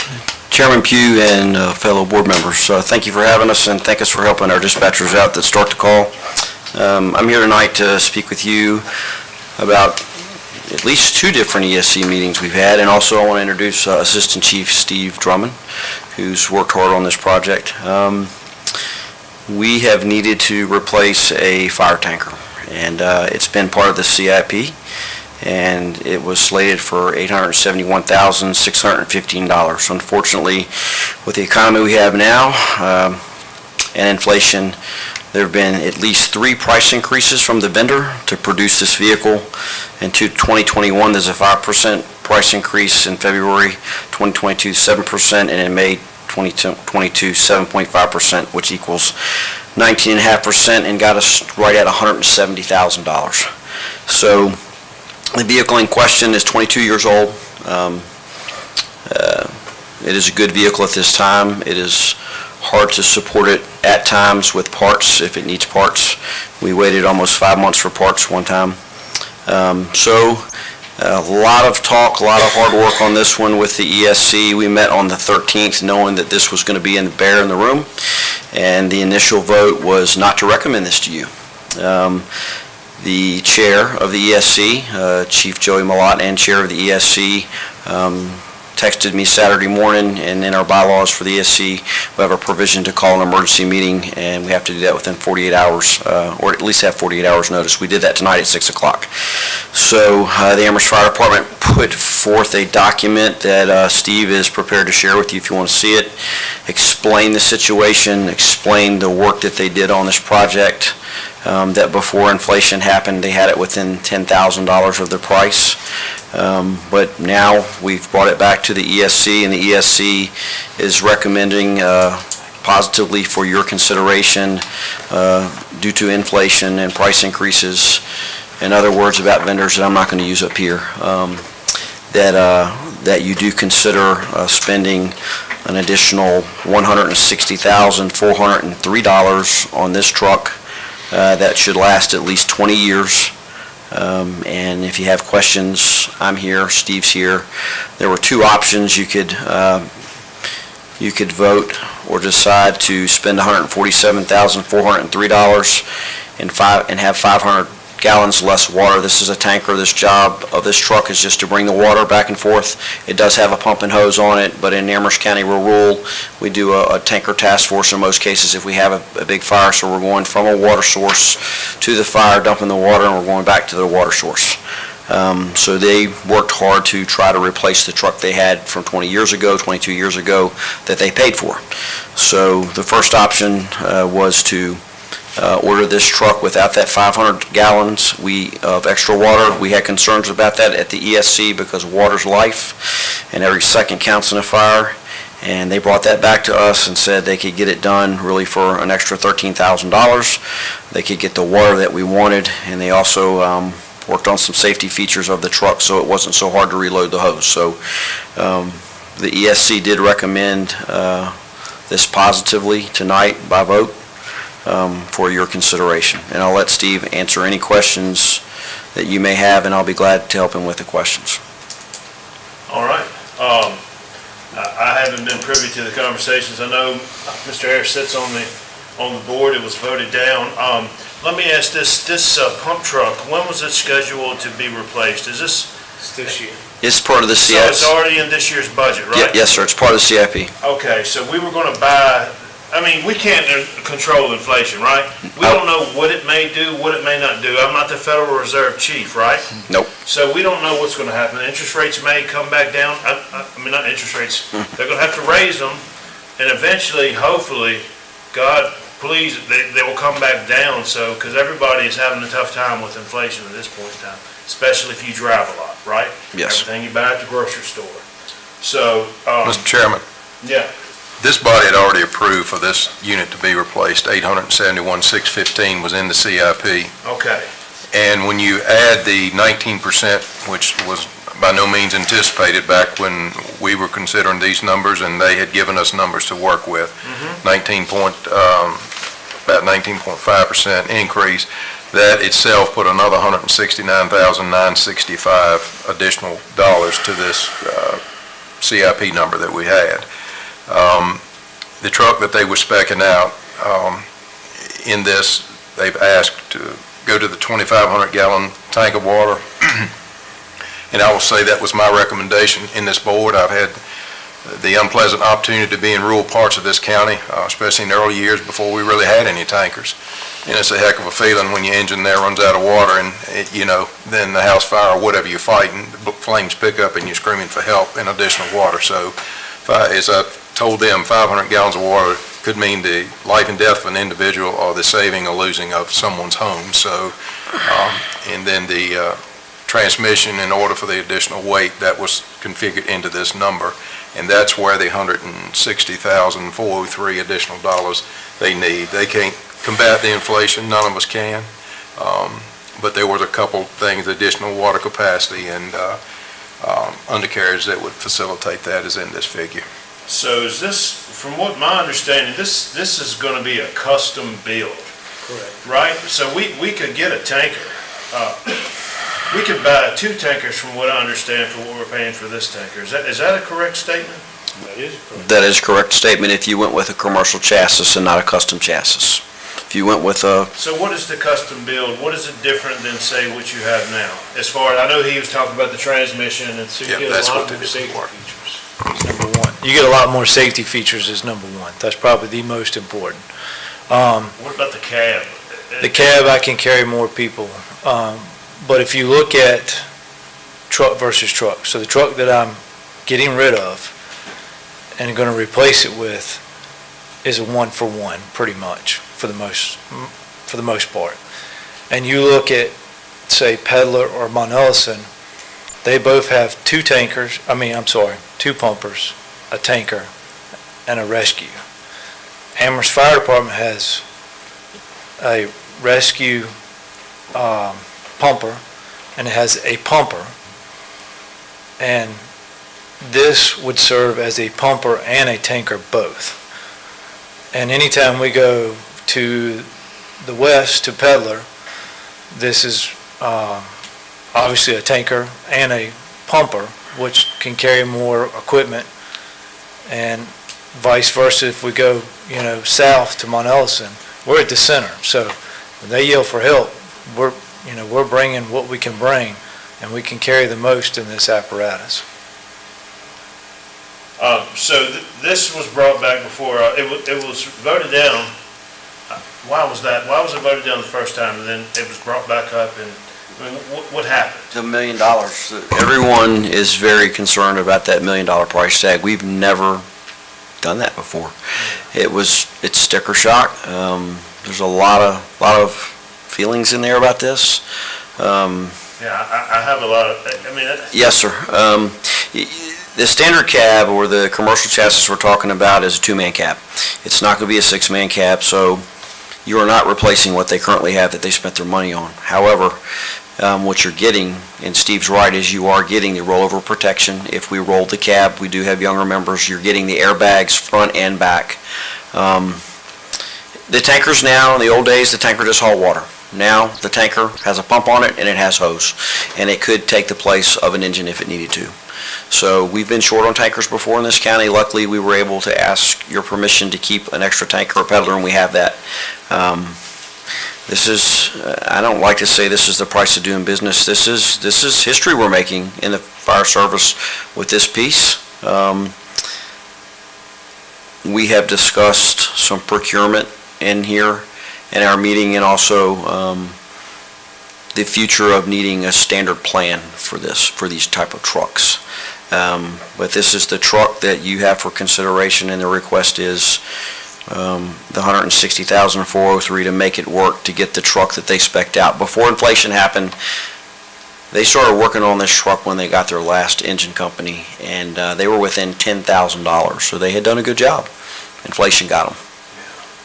Yeah, I just want to make sure we're making a financially smart decision.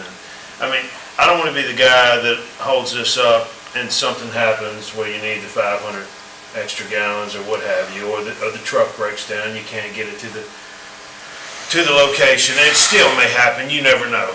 You never know.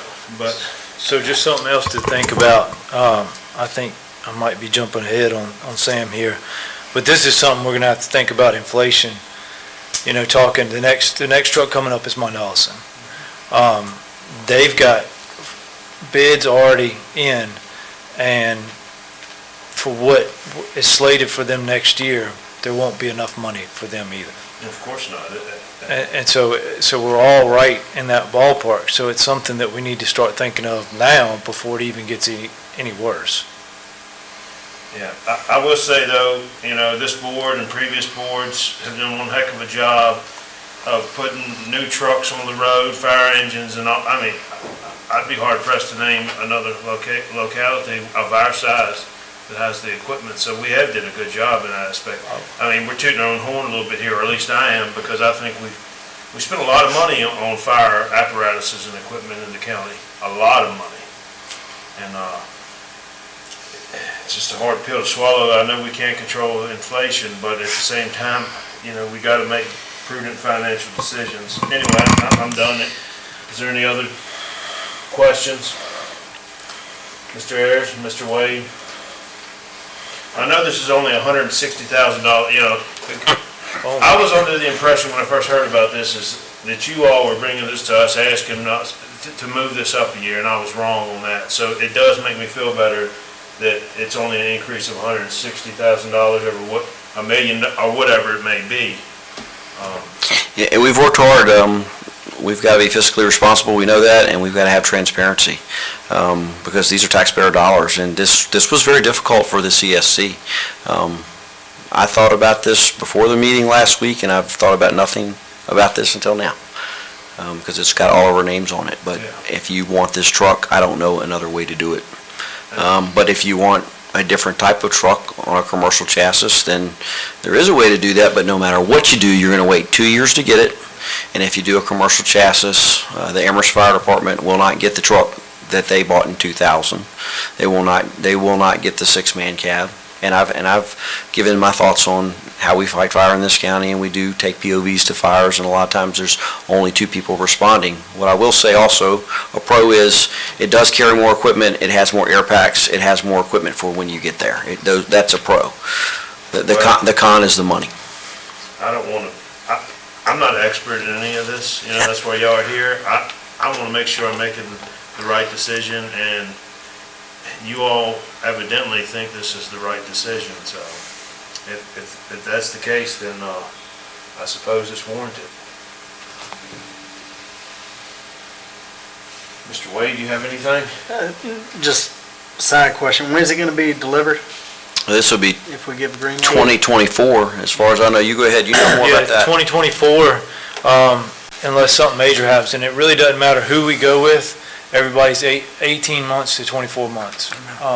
Unfortunately, that's just how things are now. And that's the same case with ambulances as well. It doesn't matter what type of service truck you're looking at 2 years. But the one thing that bothers me though is, like, if Amherst gets that cab, and you're saying that Mount Allison, you know how things operate. They see what the other fire department has, and they would like to have something similar, or at least equal. And sometimes you can run into trouble with that. It's human nature. I agree with that. There's some healthy competition sometimes in between departments, but at the end of the game or the day, we're all there together, working together to make the fire go away. And ultimately, the price tag falls back on the citizens that pay the taxes in this county. 100%. Which, all the volunteers here in the county are taxpayers too, so something else to think about. Can I ask a question? Mr. Rogers? I have a simple question.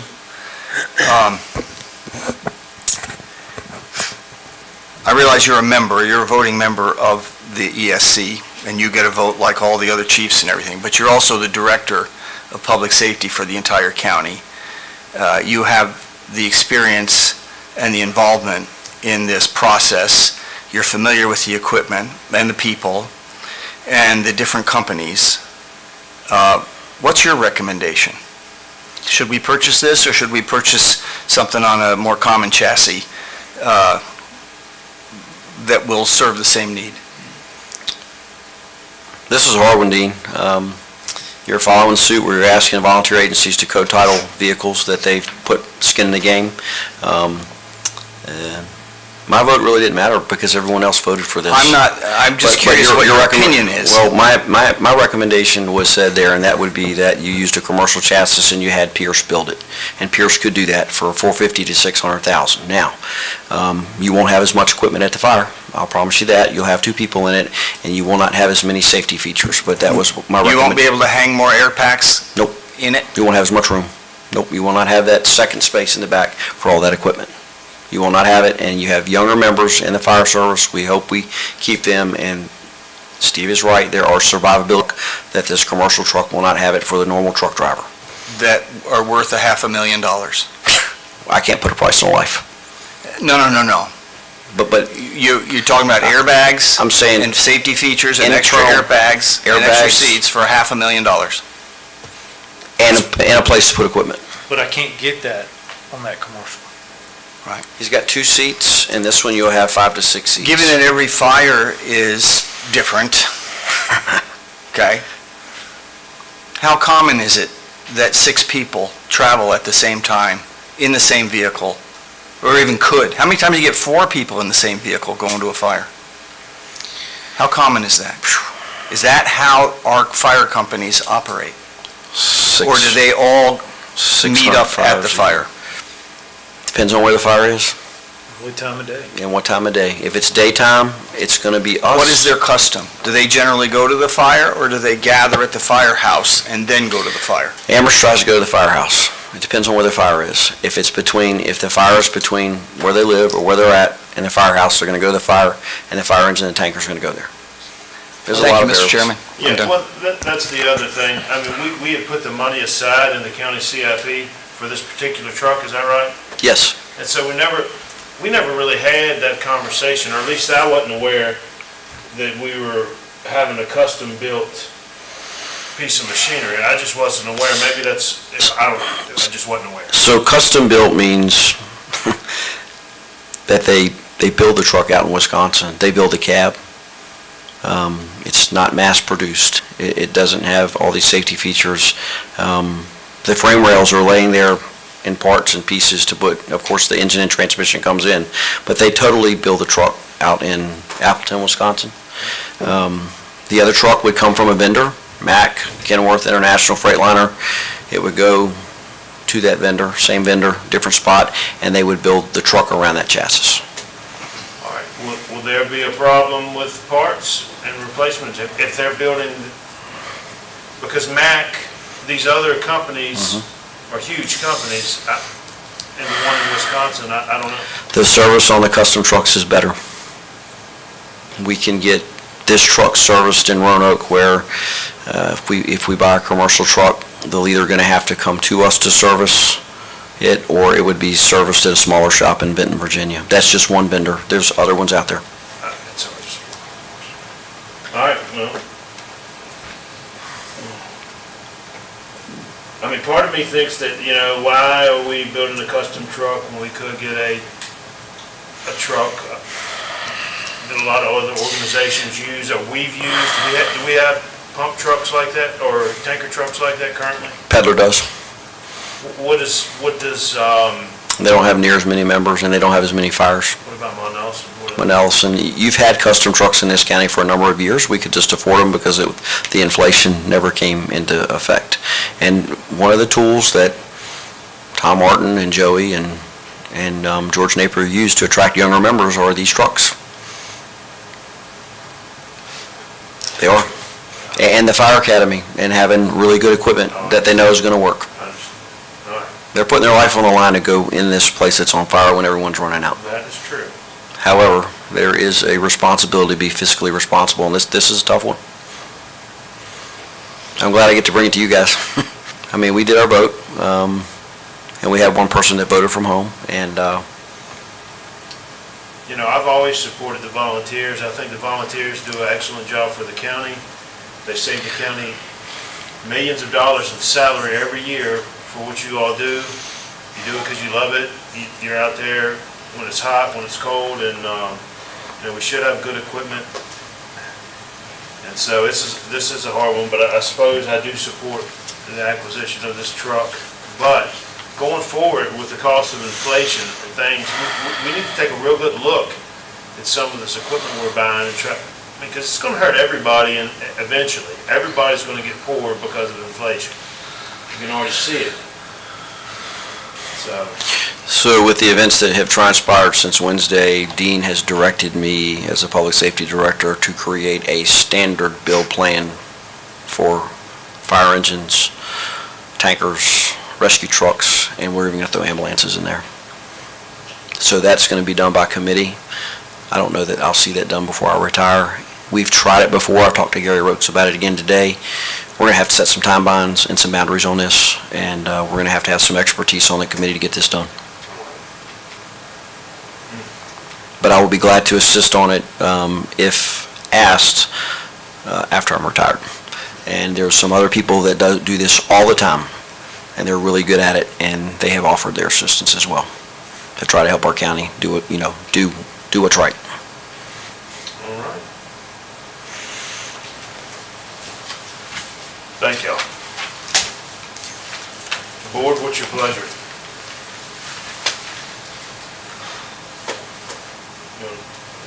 I'll make a motion to approve the needed request for the tanker. Of 106, Is it 160, 403, is it 169, 965? 6403. 164.03. All right, I'll make a motion to approve the $160,403 needed for the tanker purchase. All right, there's a motion on the floor by Mr. Wade. All in favor, please say aye. Aye. Motion, any opposed? Motion carries. Let's see, where are we? Project status. All right. Okay, next we have the county administrator's report. Mr. Rogers? The first item is the project status. Hold on, let's go get, gotta get Mr. Martin.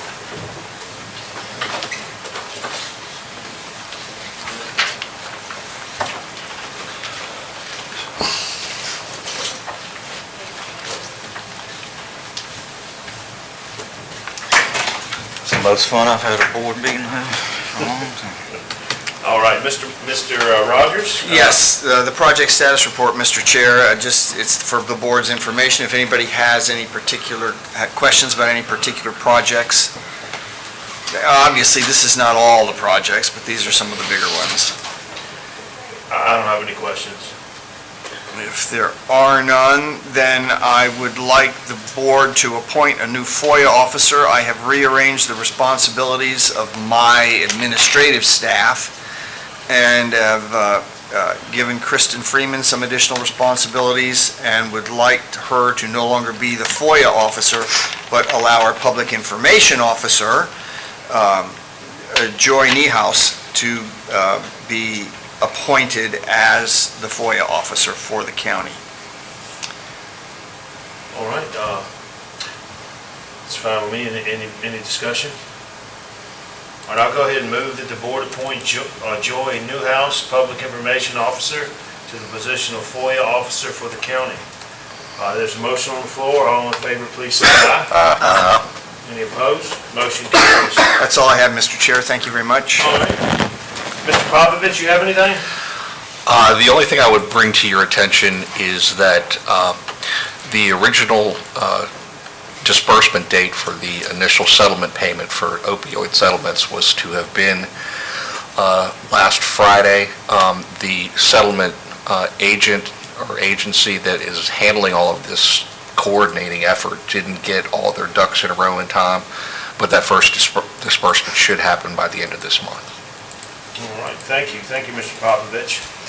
Next, we have the liaison and committee reports. Agriculture Committee, Claudia, Ms. Tucker's not here tonight, so we'll move on to the Emergency Services Council. Do you have anything on that, Mr. Ayers? Mr. Chairman, the last two meetings, major discussion has been the piece of apparatus needing replacement at Amherst, and of course, we heard that presentation here tonight, but that's been pretty much the item of conversation. All right, and then there's a Blue Ridge Regional Jail Board, just for information. If you have any questions, let us know. If not, we'll move on to the departmental reports. Ms. Heather Follett is here for the Recreation, Parks, and Tourism. Hello. I was gonna work all the Grace people. I was gonna tell them, hey, we could use you, but they didn't fall for it. Well, welcome. Well, thank you for having me, and we have changed and spread since last year being here. Okay, Tom has definitely given us some sound direction, and we did, and with Randy being on board, we did kind of a work session, and it has really kind of solidified a lot of our planning and how we wanted to move forward with things. So we are actively and currently working on a 5 to 10 year plan. We began it with Patrick, and we're continuously doing it. So pretty much, sports are up.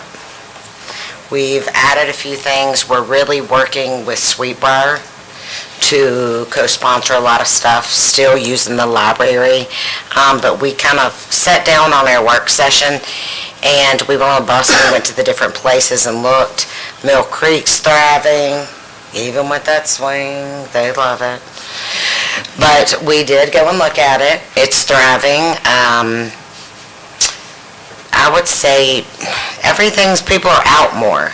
I mean, they're still doing it, and we, of course, didn't agree on everything, but the sports are up. We have record numbers in basketball and soccer for the last year, so we're grateful of that. The seniors have started back. We still have low numbers, not like they were before, but the lunchings that have been face-to-face have increased, which you probably still have a lot to do with. Amherst, we're now pairing with Second Stage again for Amherst Senior Site. We're doing that twice monthly. It's still low, but we're still kind of working it, and people are getting scared still, especially the elderly population. The trips are up. They're going to about once a month, and they're trying to work them to twice a month. Drive-through, the luncheons. That's kind of it for that. Bingo. The ladies love bingo. Love bingo. Bingo will never go away in this department, ever. Pickleball's got good numbers. That is one that we actually do with Sweetbriar. We are also reaching out for, well, it's in future, but for future, we are trying to do some day camps or summer camps. We can co-sponsor with 4-H, Sweetbriar, maybe do riding lessons, boating, safety, fishing. We discussed maybe doing some fishing clinics at one of the county lakes. We discussed trying to do something kind of like a Spartan run, like do like a mud thing. See, and Drew's on board now. And that may or may not work. I mean, you know, it's in the early stages, but y'all know I like to go big, so I push for it. One thing that one of our members has suggested was, so many people don't know about the 3 different lakes, that we considered maybe doing something like Nelson used to do, and we would kind of help them with it, but we weren't like co-sponsors, but informally we were, with Nelson, and it was where they did the biking, the canoeing, and the running, like the 3-part, and I'm not sure exactly what you call that competition. But we thought about doing something similar to that between the 3 lakes. Triathlon. Well, I thought it was a triathlon, but then every time I said it, I was like, I'm not positive if that's correct. Ironman? That's the Spartan thingy. But I mean, that would be so much fun to have like a big old mud race thing. So I know everybody's tired. But that is something. Our special, we've still got line dancing. Cool Well is all the time got dancing or something going. It's very heavily used. The Art Society is one of the people, the 4-H, senior citizen centers. We have all these people coming to the Monroe building. We have the Democrats coming, the homeschool group. We're also using it as public voting location if need be. Young Life's coming, so it's a lot going on. Ticket sales are still okay. Not great, but I mean, it's all right.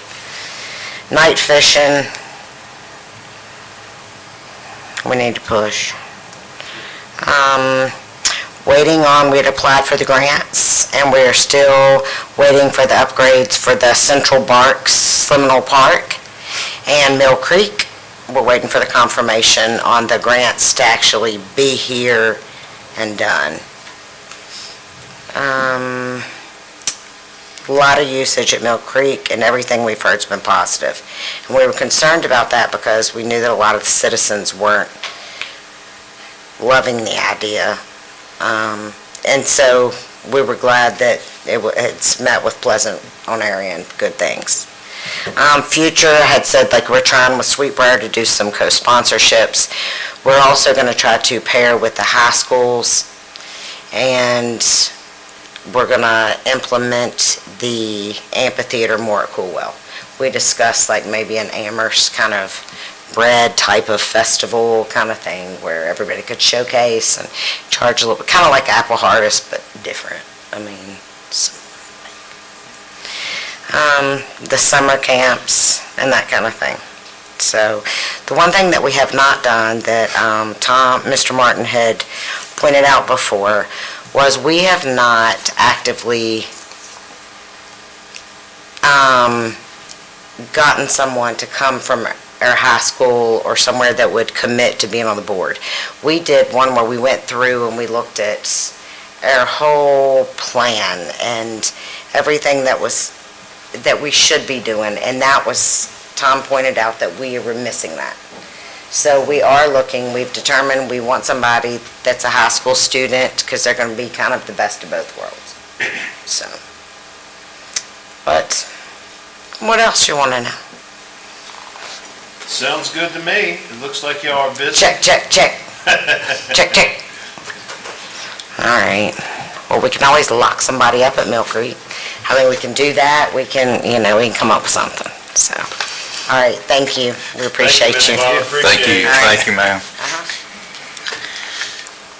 All right, we got another one for everyone tonight. We got the Planning Commission. We have the annual report. Mr. Michael Bryant's here tonight to bring us up to date. Mr. Bryant, welcome. Good afternoon, members of the board. Nice to see you all tonight.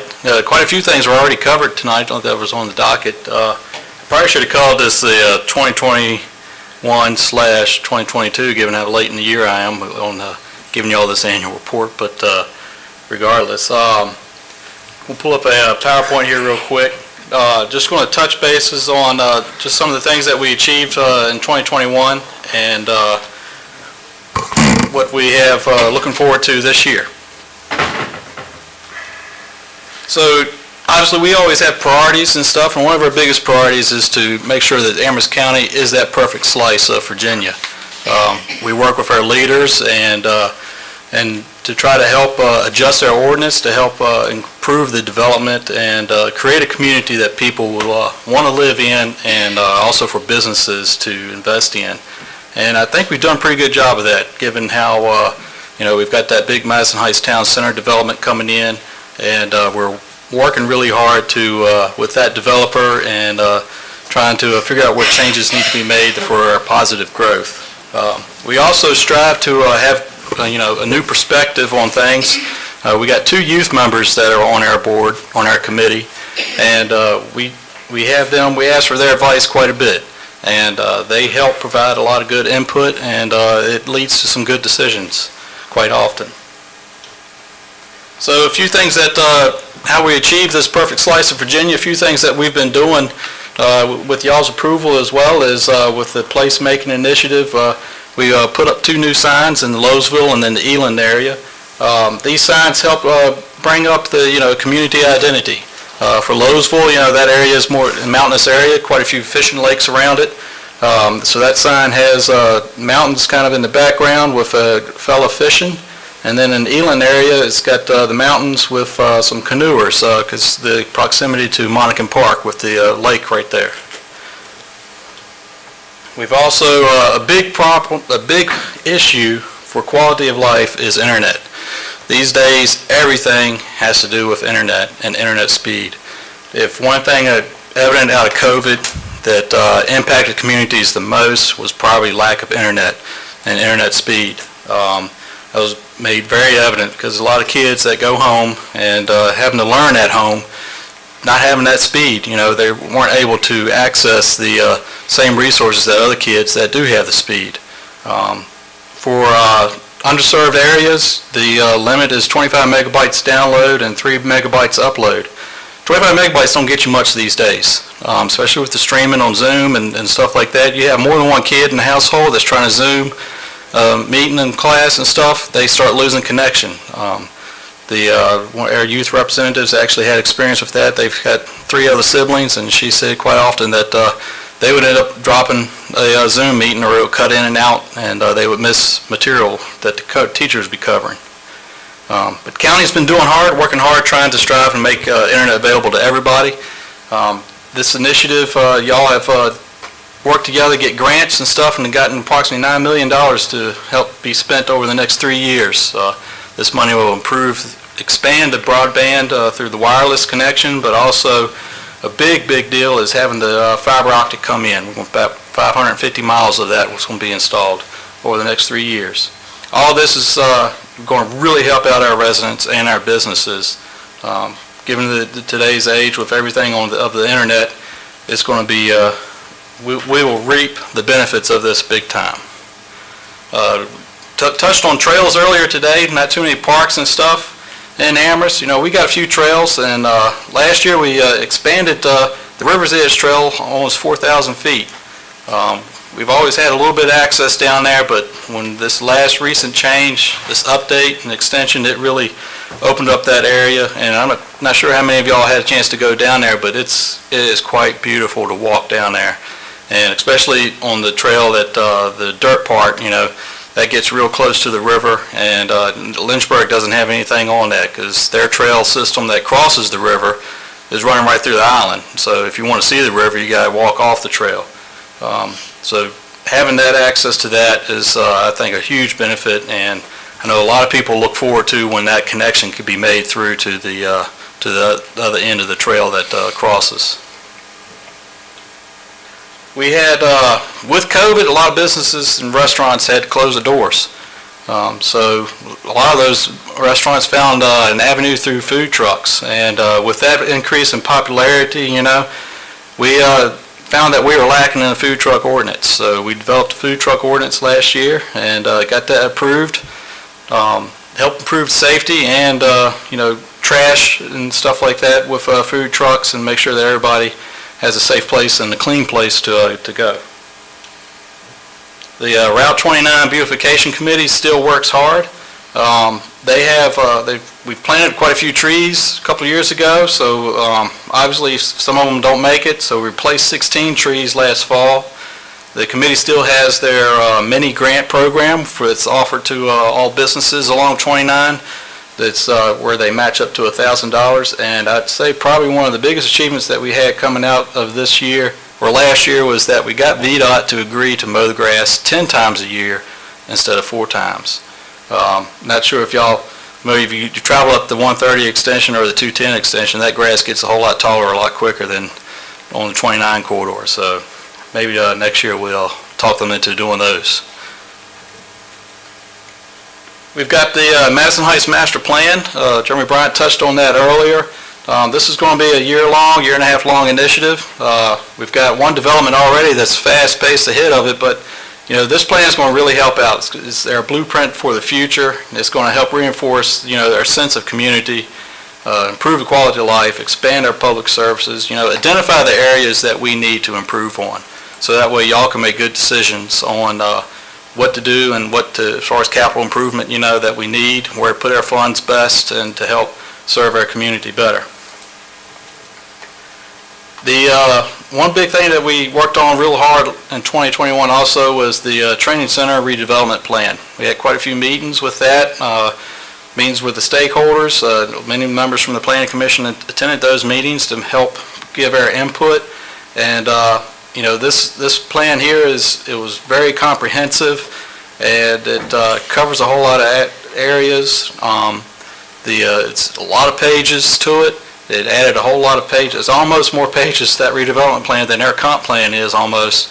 But there's a lot of good material there, and especially the material on existing infrastructure and facilities in our region. I found that probably the most interesting aspect with that whole plan, and that the research they went into, identifying the lack of office space we have, identifying the residences that we need just in their area. Lynchburg's got a lot of old buildings, so even in Amherst we got a lot of old buildings, but there's a need for that, and if this were to get pushed through and get developed, it would be as big as the Madison Heights Town Center development. So if coming up, one good thing that happened this year with the state budget is we all know that got approved for the debt for this to get paid off, and I think that's going to be a huge push for us. So it's going to open up that land, and this fall could be really interesting to see what happens with that, and if potential developers to buy that. So looking at things by the numbers, every year we've been increasing kind of, so which is kind of good. We're getting busier and busier every year. This year, we had 590 zoning permits issued. We had 474 previously, and just to kind of break it down to some of the types of permits that we had 132 single-family, 16 building additions, 74 home occupation permits, 123 accessory structures, 9 wireless communication facilities, 12 sign permits, 9 site plans, and 215 additional other permits in other categories. Just kind of, I'm going to run through these next few slides pretty quick. This is just kind of some of the things that we've approved. We've got special exceptions. We approved 3 residential short-term tourist rentals. Those have come up pretty quick. Ever since we created that ordinance and revised it, we've had a whole lot of interest in that, and it looks like it could be, bring a whole lot of people to this area and potentially open up more businesses in this in Amherst County. We also had the solar farm out on 60. They updated and needed to make a quick change to their exception, so we helped them out with that as well. Now you'll notice that we only had 4. Previous year we had 10. It doesn't necessarily mean that not as much is going on. We made quite a few changes in 2020 to our ordinance, and this is kind of representative of those changes. We're helping out a lot of the businesses where before, they would have needed a special exception, and now they don't. So kind of pushing towards that business-friendly initiative with that. With site plans, we did something new last year. We had updated our site plan ordinance to allow by right developments to be approved and reviewed by the county staff. So this kind of streamlines that approval process. It eliminates the planning commission from the approval process for by right developments. We still see the site plans. We kind of get Tyler presents us information on site plans, where they're at, keeps us up to date on them.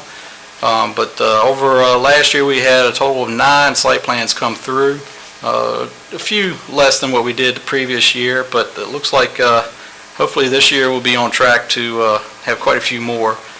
Just a few notable ones. We got the new Starbucks, which we all seen where they're demolishing the old country cooking building, and then we've got also the new cookout drive-through, hopefully to come through.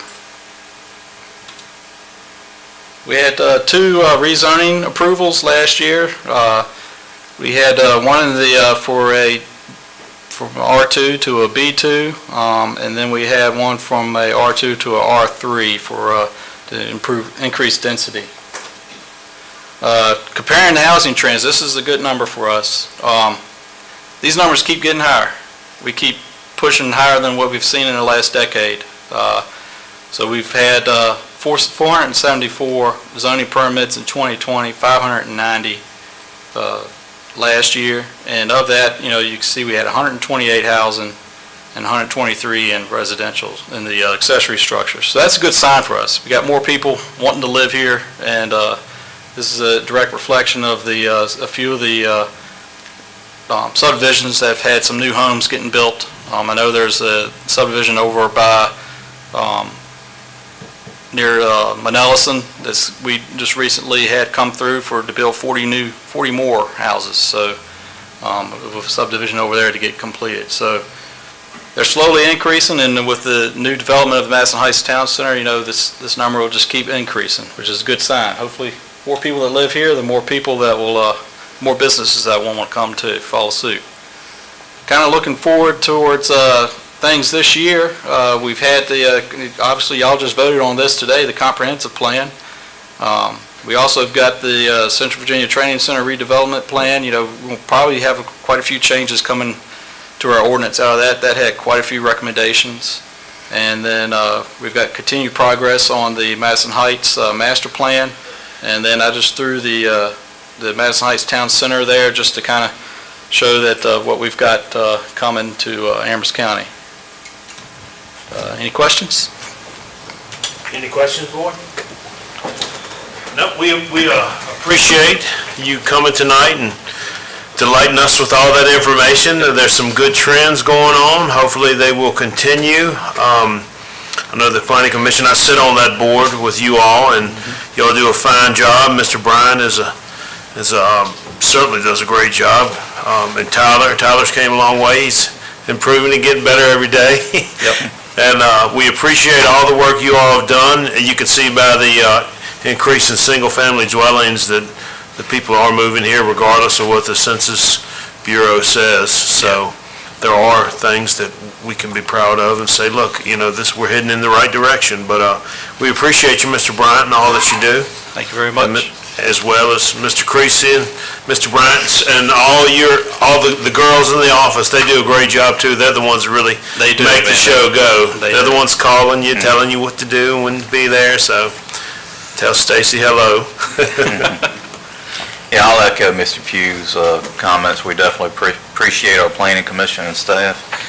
Always respect your well-thought-out decisions, so thank you for bringing this to us tonight, and thank you for the work that you do. Yes, sir. Like I echo the same appreciation. Appreciate everything you and the entire planning commission has done and continues to do to see growth in our community. Yes, sir. Appreciate it. Yep.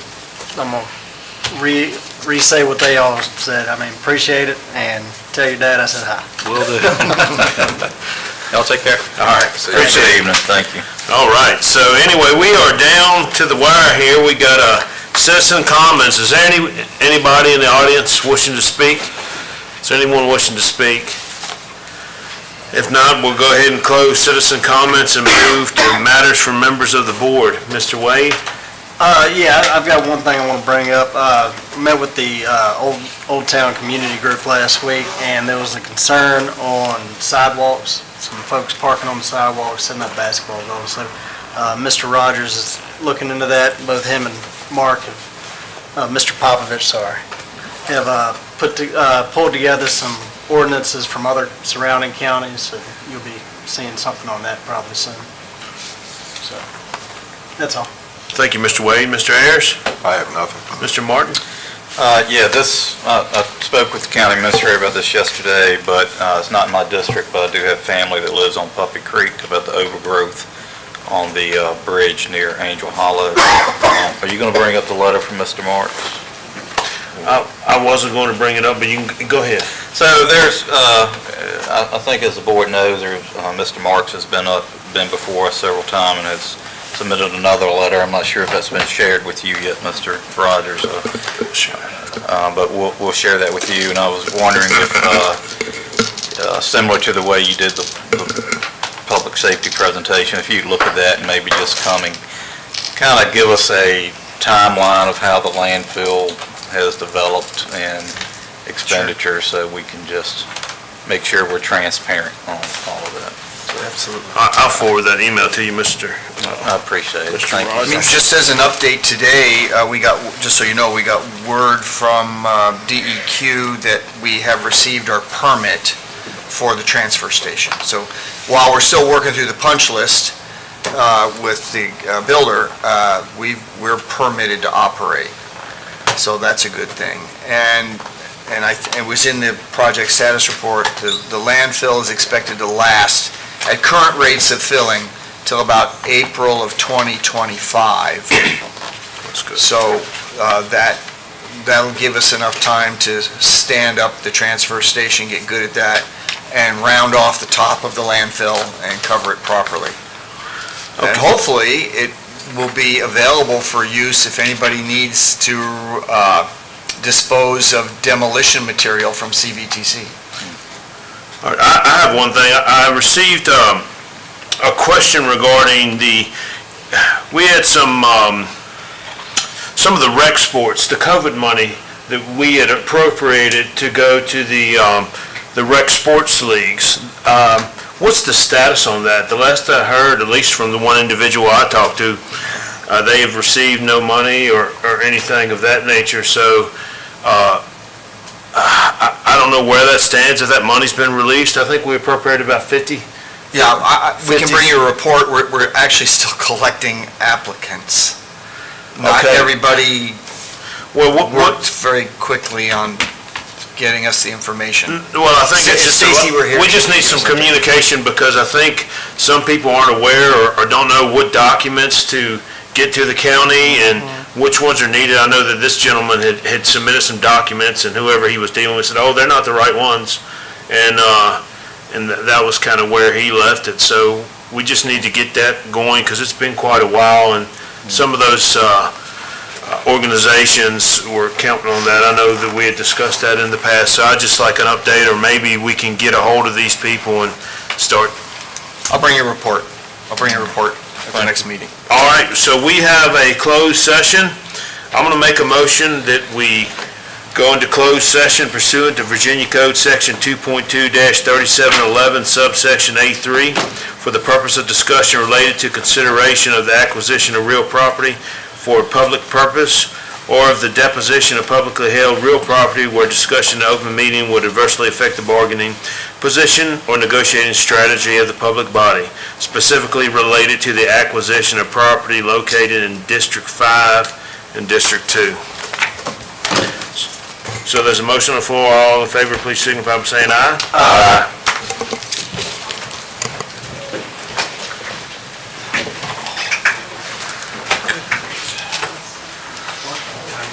Good grief.